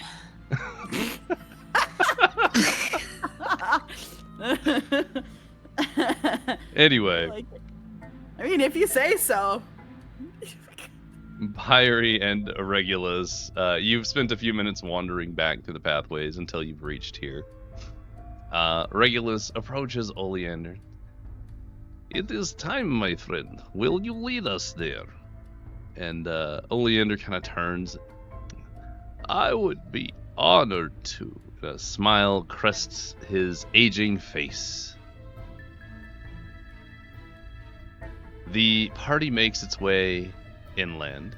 Actually, we're done with the chit chat with Regulus, so we can switch back to the theme. The party makes its way inland at a much slower pace as it's set by Oleander. Eventually, you wind your way around that jagged hill you saw to its far side. The area here is sheltered from the vast majority of the weather and any waves that come in that might reach this far inland. And it has a small fenced-in area with small pathways leading towards very simple grave markers. Carved into the mountain shelves behind this is shelves upon shelves, and placed upon them are small clay urns and the partially melted or residue of candles. The trees around this sway in the salty breeze, while birds overhead chirp and sing as they fly by. As you get closer, you can see that many of the graves have been disturbed, their soil pushed outward as if from the grave itself. The smell of disturbed earth and decay permeates the air here, more so as you enter the fenced-in space. Oleander leads you just inside, a small ways in. He stops, standing before a simple grave. The name Nerium is carved into a simple stone marker. This is where my son was buried. I visit often, missing his presence, Oleander says, mournfully. It will bring me great joy for my son to be raised. His assistance will be most helpful. I'm not as young as I used to be. He's gonna just look over at Pyri.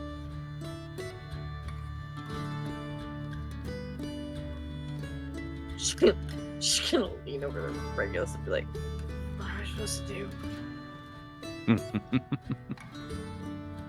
Regulus steps closer to Pyri. Says, now, Pyri, we shall begin. Hold your hands out just like so, and focus. It's just like Hambone, but larger, more capable. Will you please roll me a d20 and add your spell modifier? What's the spell modifier again? I believe Pyri's is a 5. Where does one find this? I think it's easier to find on D&D Beyond Actual. I don't see it in here. I'm sure it's in here. I don't know where it is. I don't know where it is. Looking. D&D Beyond, if you click on spells, it's just under that spell button, and there's +5 modifier. Yes, +5. I'm a +5. Okay. 21. Beautiful. Pyri, you focus. Following the instructions of your friend and mentor, Regulus, you feel energy, life and death, nature and necromancy, all flowing through your body. You pull life from the earth through your feet. You obtain death from the air, absorbing it through your skin. You feel empowered, greater than before. You feel filled. That is a terrible sentence structure. Filled with the ability and strength to control life or death on a whim. And you feel more than see Regulus smile next to you. And you sense Oleander looking onwards, waiting. You build up the energy, and when you feel it is enough, you sense that you can release it towards the grave. Do you do so?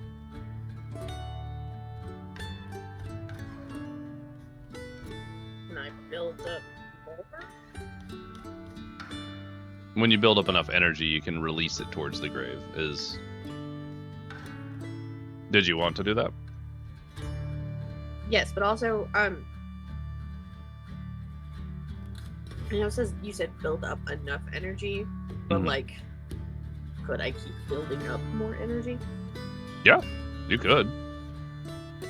I will say that you definitely can sense that you built up the energy required, and because you're familiar with how magic works, building up more than this isn't necessary and won't do anything else necessarily. Then simply release. As you release it towards the grave, the energy leaves your hands in a green and black bolt of crackling lightning. And it strikes the dirt of the grave, leaving a small indent where it impacted. A moment passes, and only the sound of the breeze around you, swishing through the trees, can be heard. But then you hear it. A creak, a voiceless groan from under the ground, and the grave begins to shift as something fights its way to the surface. Dirt sprays outwards as a skeletal hand pierces through the topsoil. The hand finds purchase atop the grave and leverages the rest of the body out of its resting place. Over the course of a minute, a skeleton, a size similar to Oleander, stands before you. Small patches of dirt stick to the bones here and there, but otherwise it is a completely skeletal creature. Looking it up and down, you feel complete dominion over the creature. It waits for your orders. Before we move forward, Pyri, you now get a new feat as well. Yeah. What's on Pathfinder? Yep, they'll both be, since we've got both of the feats out of the way, will you both go to your character sheets, and we'll do them at the same time. So, Pyri, under features and traits, you can either scroll down or click on the feats option, and then manage feats. Where? Sorry, that'll be in D&D Beyond. Everything we do now is in D&D Beyond. Okay, go to character. Go to... Like, is in the edity thingy? No, you don't need to do it from there. You can go to the actual, like, regular sheet. And then towards the bottom right, it'll say features and traits. Okay. And then, once you get there, let me know.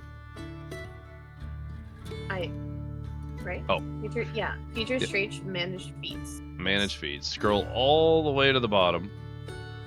There should be one called Circle of Root and Bone, Tier 2. Yes. Go ahead and add that to you. Added. I have a new foot. Yeah, you do. You have 2 new buttons, even. So, Pyri, with your second tier of understanding, the Circle of Root and Bone, you have obtained a specialty version of the spell Animate Dead. You've also obtained the spell Vampiric Touch, and you can cast both individually once per day. Again. No! Now if I attempt to smooch Pyri, I'm just gonna have war flashbacks. Jesus Christ. Alright. So, looking up and down that skeleton, you feel complete dominion over the creature, and it waits for your orders. And as Regulus looks on, he can hardly contain his smile. An impressive result, especially for your first attempt, Pyri. Oleander looks upon his son's skeleton as tears begin to well up. My boy.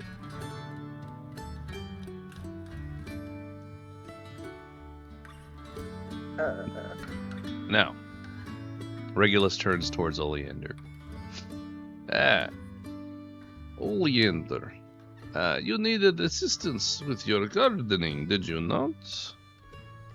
And whatever train of thought seems to have been going through Oleander's mind is broken as he starts. Yes, of course. Help with my garden. My bold bones could always use help in the garden.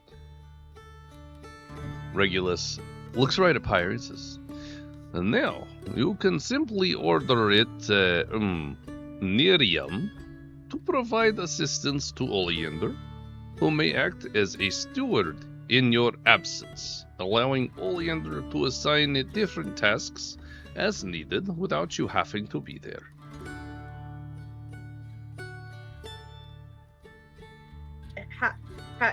Do I have to do anything specific with that? Is that high table or actual? Question mark? No, you just have to mentally assign it to follow the orders of Oleander. Oh. Okay. That's it. So, like, is this just like a... Wait, high table, is this just like a permanent thing? Like, dude's just, like, alive, dead, undead now? Yeah, not like once per long rest. It's very much the same as the regular Animate Undead spell, or Animate Dead spell, where they will come back under your control for 24 hours. So for the next 24 hours, provided you tell it that Oleander is your steward, it will follow all directives that Oleander gives it. Okay, but that's not a permanent thing then, so... Does the old man know this? You could ask.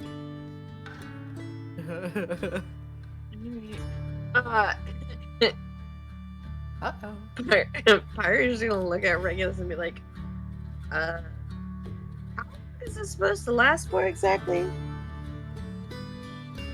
Well, the erasing of the dead does not last permanently without additional power to renew it.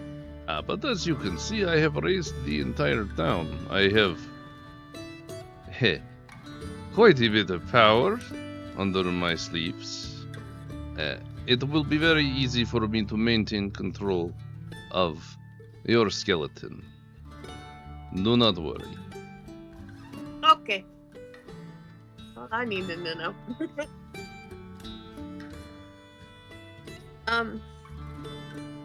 So what was the point of me doing it if you could do it? Well, Pyri, yours.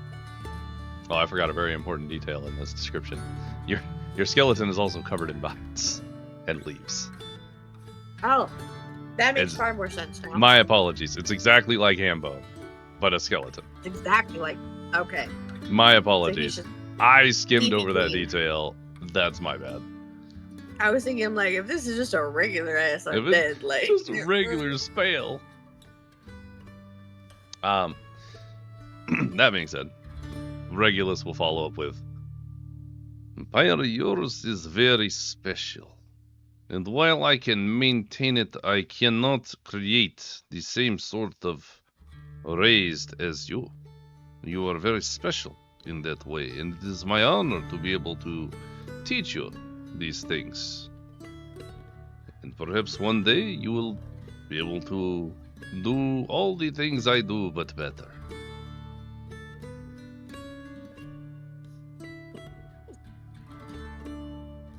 Where do my vines come from?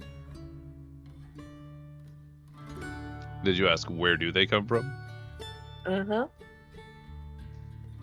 Well, Pyri,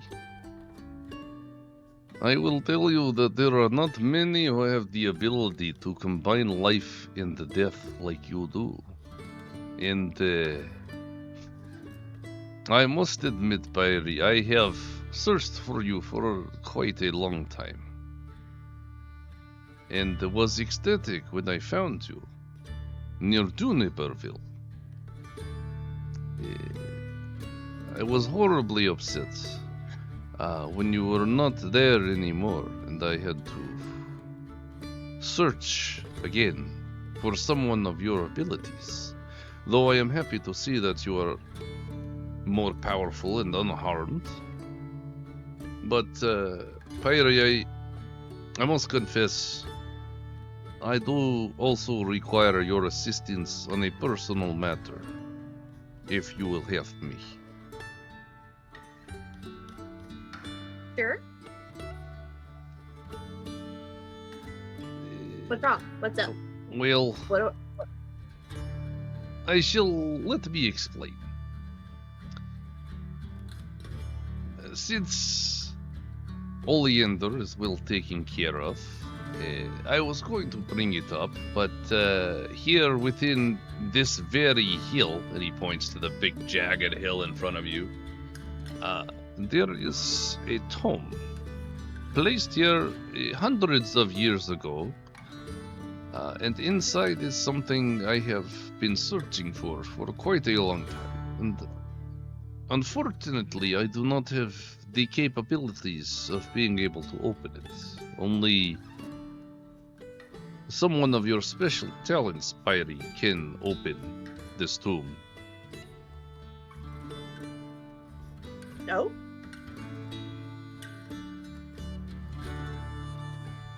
So my request to you is that you help me open it.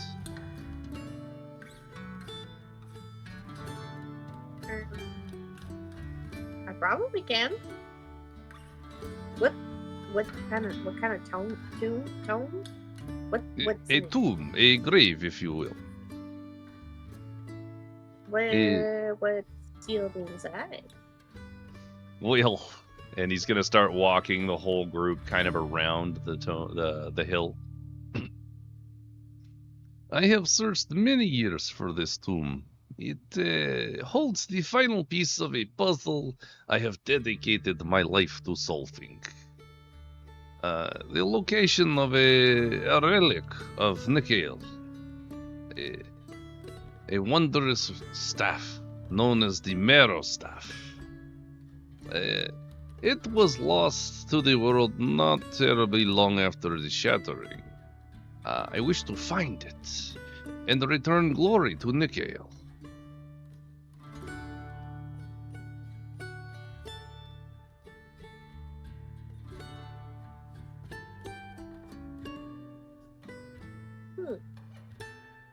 So do you think you can help me by opening this Pyri? I request it humbly.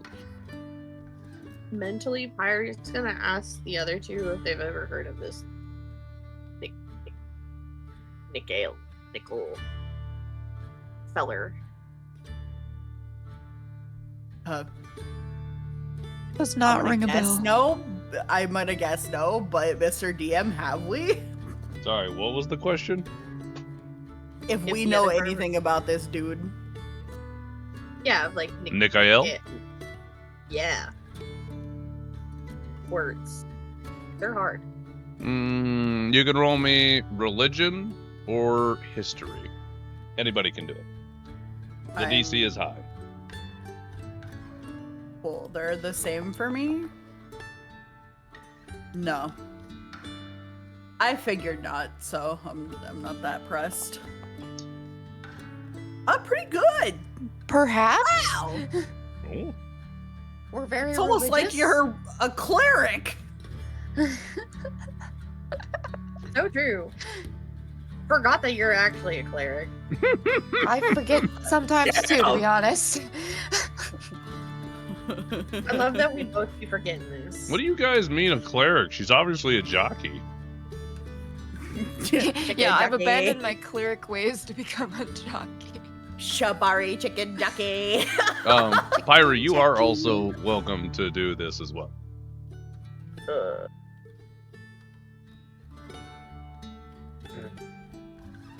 It's a what check or an Either intelligence? religion or or religion. history. History. Well, either way, I'm screwed. Unless you have, I was gonna say, at least, unless you have anything in religion, One. it's gonna be a -1 either way, yeah. I have a -1 in intelligence. Yeah. You sure do, bud. Liari and That was a good Pyri, roll, though. nothing comes to mind. You've never heard this name before. Mads. Yep. With a set of DCs, by the way, DC 20, 25, and 30 for relative Oh. bits of information here. Nikael is known as the Keeper of the Ordered Dead. Being a cleric, especially a cleric of death, you are Wow, yeah. vaguely familiar with this individual. He's not widely worshipped anymore, and generally those who do worship him tend to not be, they're either very reclusive or engage in, I guess you could call it unethical necromancy. Primarily, the domains of Nikael is death, order, and I can't pronounce this word. Continuity. Continuity. Oh, Continuity. Continuity. It just continues forever, like continuing. Mhm. Continuity is the word. Yeah. It sounded like you were trying to say something. Would you know anything else about this? I think probably the most well-known fact about Nikael is that as the Keeper of the Ordered Dead, those who worship him demand that their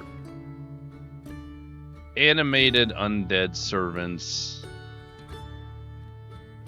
Demand is probably the wrong word. They expect complete dominion over those they raise. That's probably about all you'd know with the lowest of the DCs. The lowest, bruh. 21. You know something. I mean, 20 was the Interesting. DC, so... right? I would relay that to Pyri.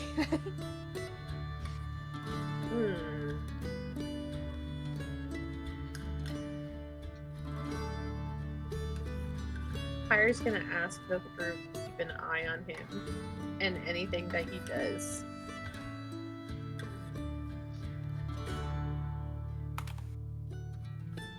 Ask who? especially the group, in the brain space, the group chat.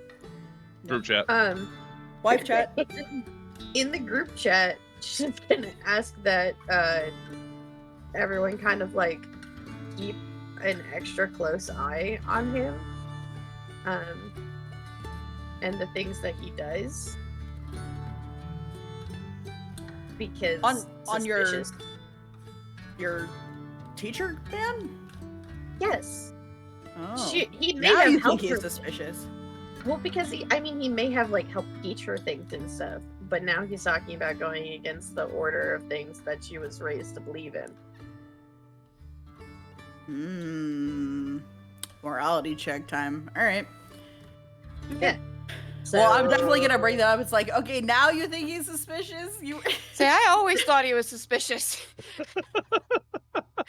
We were trusting him because you trusted him. Although, in full transparency, I absolutely followed you two earlier.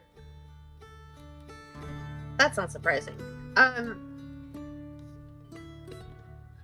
don't know. Yeah, I'll keep an eye on him. I don't know what I'm looking for because I already think he's weird, but I'll keep an eye on him. His general actions, if he's being extra sneaky about stuff, he knows exactly how I was raised and the people that I've lived with and the things that I believe in, and now he's suddenly making comments and talking about things that are not in line with that. All right. That's slightly weird. Sounds good. Love low NPC rolls. Bro, it's killing me. Except for the man's or Joe's. I guess you can't say, but I half expect those to be Joe rolls, but Joe has a thing to roll now, so. So, as Regulus leads the party to the other side of the hill, the jagged outcroppings seem to have been hiding a small but beautifully carved stone door. You'd have to be able to know where you're looking to see it. There is some writing on it as well, though it is partially eroded to time and weather. Does anybody other than Pyri know Druidic? I don't think so, because I think I took Halfling, so no.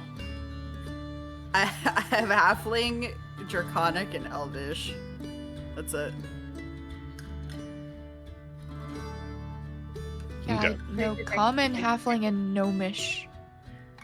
Gnome! Gnomish-ish. So just Pyri then. Okay. Pyri. Technically, I can read any language. Well, She may okay, be polyglot. That's cool. She has comprehend languages, okay? She can do all of it. She may be fucking dumb, but like, she still knows something. It's like, oh god, she can barely read in one language. Yeah, Shit. but she can also barely read in every language. So fuck off. That is a jack of all Awesome, trades but if I have oh ever heard it.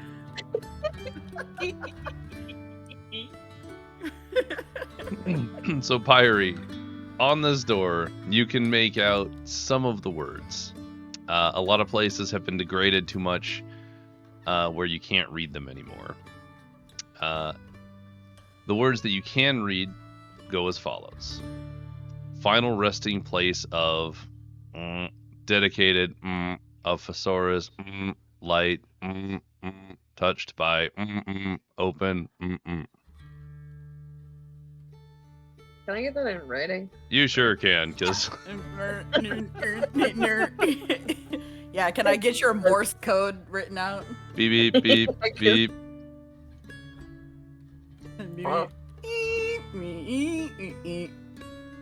Oh wow. Yeah, that's what I'm saying.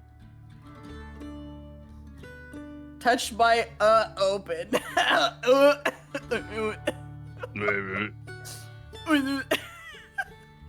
So while you're inspecting the door, Regulus explains that This door is sealed by powerful magics and can only be opened by a special few.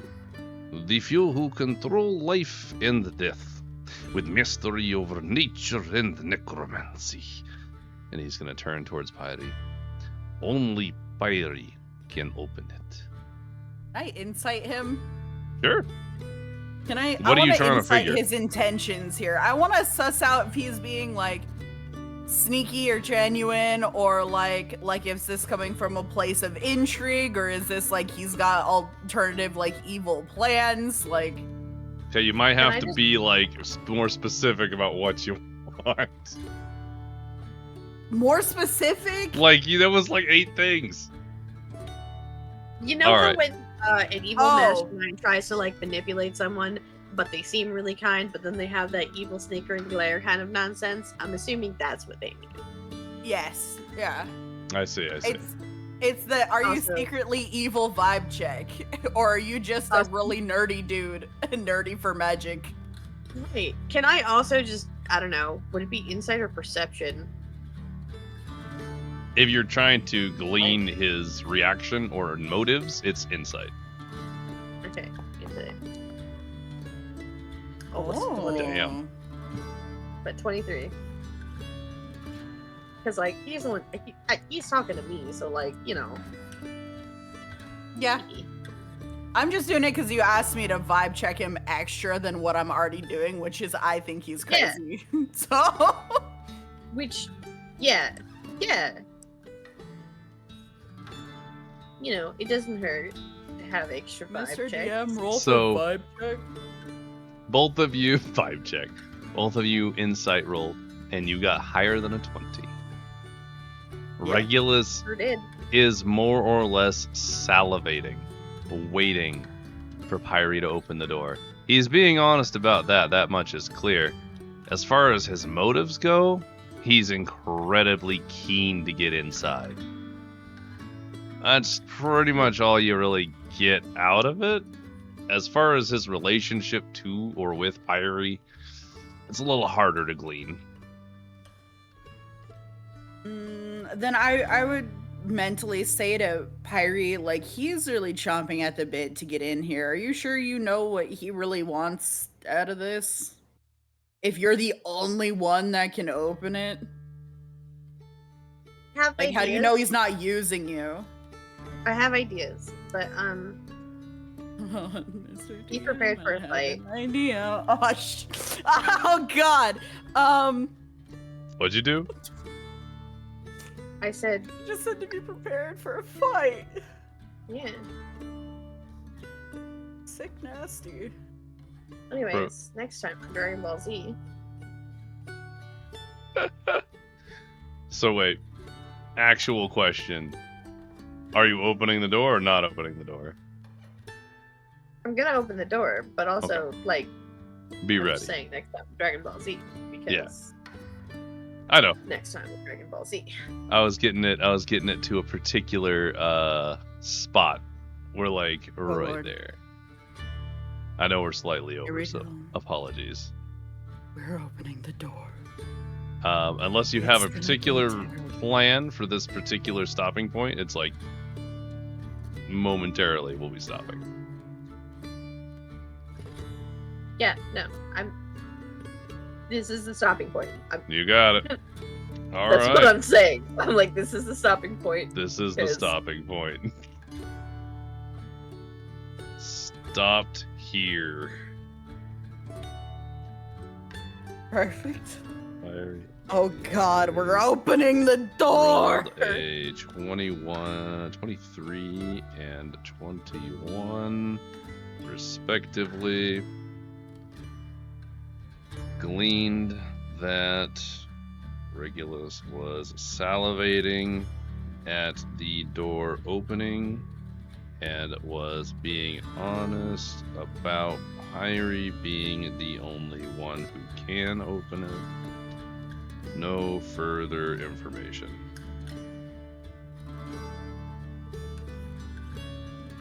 All right. Well, the cliffhanger of all time. Will Pyri blow up upon opening the door? blow up. I don't know. That'd be crazy, guys. Magic's not my thing, bro. Do you think that I would make a door a trap? How dare you? I've been standing emoji through every magical instance. I'm the only one who didn't inspect feet today. You know, you're right. Standing emoji. Well, that's it for this episode of Dragon Ball Z. Oh boy. Oh boy. Fun, How do you and then I get to recap it. How do you feel Oh, about this one? I like that you went through all the effort to get the standing emoji for me. That was a lot of work, yeah. I had to grab my phone. That was crazy. I'm excited. Today was fun. A lot of stuff happened. There's a lot of moving parts, but we're like very actively getting stuff done. Like we're finishing side quests, like left and right. Are you okay? I'm not okay. I don't want to talk about it. Yeah.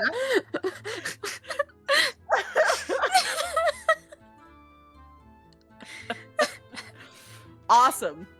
Oh. Awesome. Yeah, you guys are really knocking out some big side. Like, I'm not gonna call it side. These are full-on character arcs that you're hitting. True. Yeah. Yeah, we just have our toes in every pool right now. Like everyone's got something going on, and there's plans for Joseph in the works. So it's like it's fun. It's cool. Yeah, Joseph's gonna get a little mini arc, because you know NPC, but we love Joseph. Nervous. Yeah, we love. This is my son. He's so cute. He's a good boy. Hopefully his art will high be on finished soon. Sugarcane. He's had 10 drinks of pure sugar. Yeah, he's vibrant. I gotta put that in my notes, actually. He is gonna be vibrating. Joe had 10 sugar waters. And the crash is gonna be so funny. He's vibrating. Oh, he's gonna be so sleepy. He's vibrating. Sleepy boy.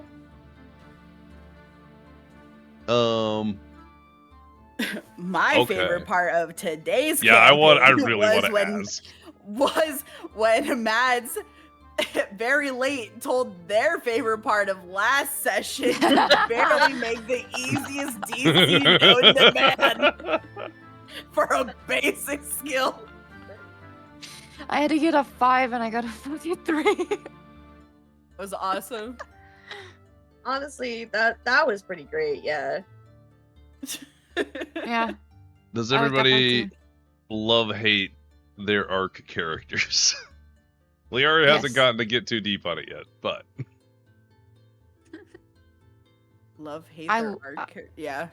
I like mine. Are you talking about like my trauma that's going to be coming up and the reason why I'm increasingly more and more nervous?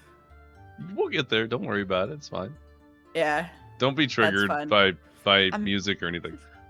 No, of course not. Yeah, no, I'm excited.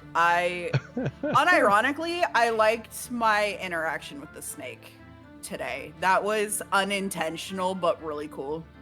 Actually, I really like that one too, because that was so out of like left field. I can't believe she was trying to scam me for almost like 3,000 gold. Look here. I can't say That's anything. ridiculous. Can't say anything. That was really funny.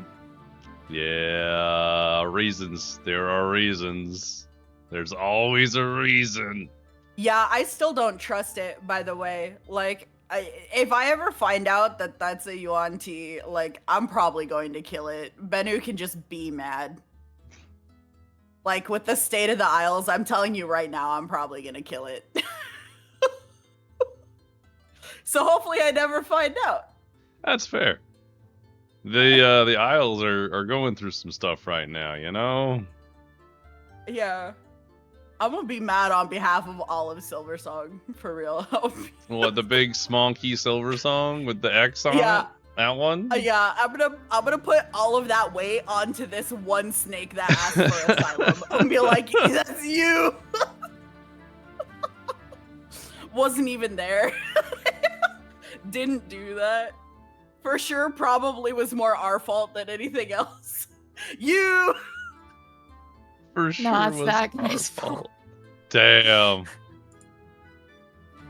I mean, I can't officially say it was not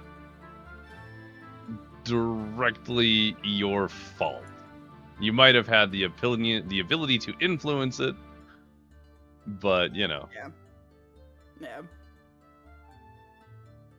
It's rough. But yeah, good times. Good session. Thank you, Lane. Yeah, good session. Let's go Thank you. raid somebody. Whoa. Don't forget to do your roll.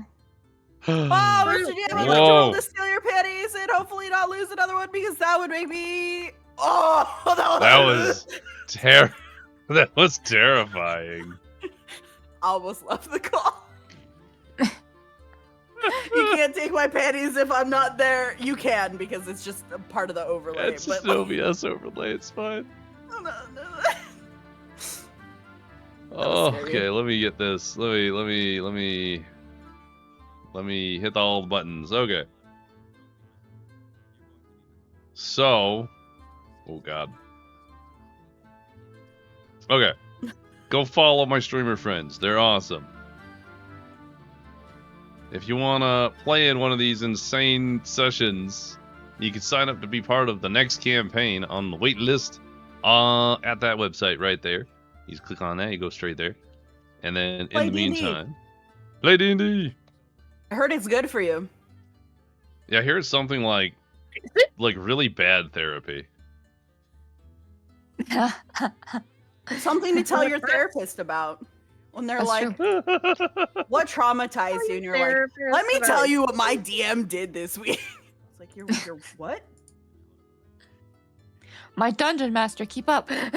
My dungeon master had some weird twin stuff happening. There was. D&D is. Weird twin stuff happening.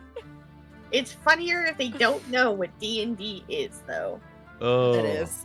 man. But they do know what BDSM is. Great stuff. Yeah. We all Exactly. need therapy. There's a little. Well, I need yeah. therapy. I can't afford that shit. Don't. And that's why we play D&D. D&D. Close enough. Yeah. Oh, in any case, it was wonderful to have you all here today. I hope you have a wonderful and safe Monday night. Make sure to stay safe out there, and of course, stay bold. Good night, everybody.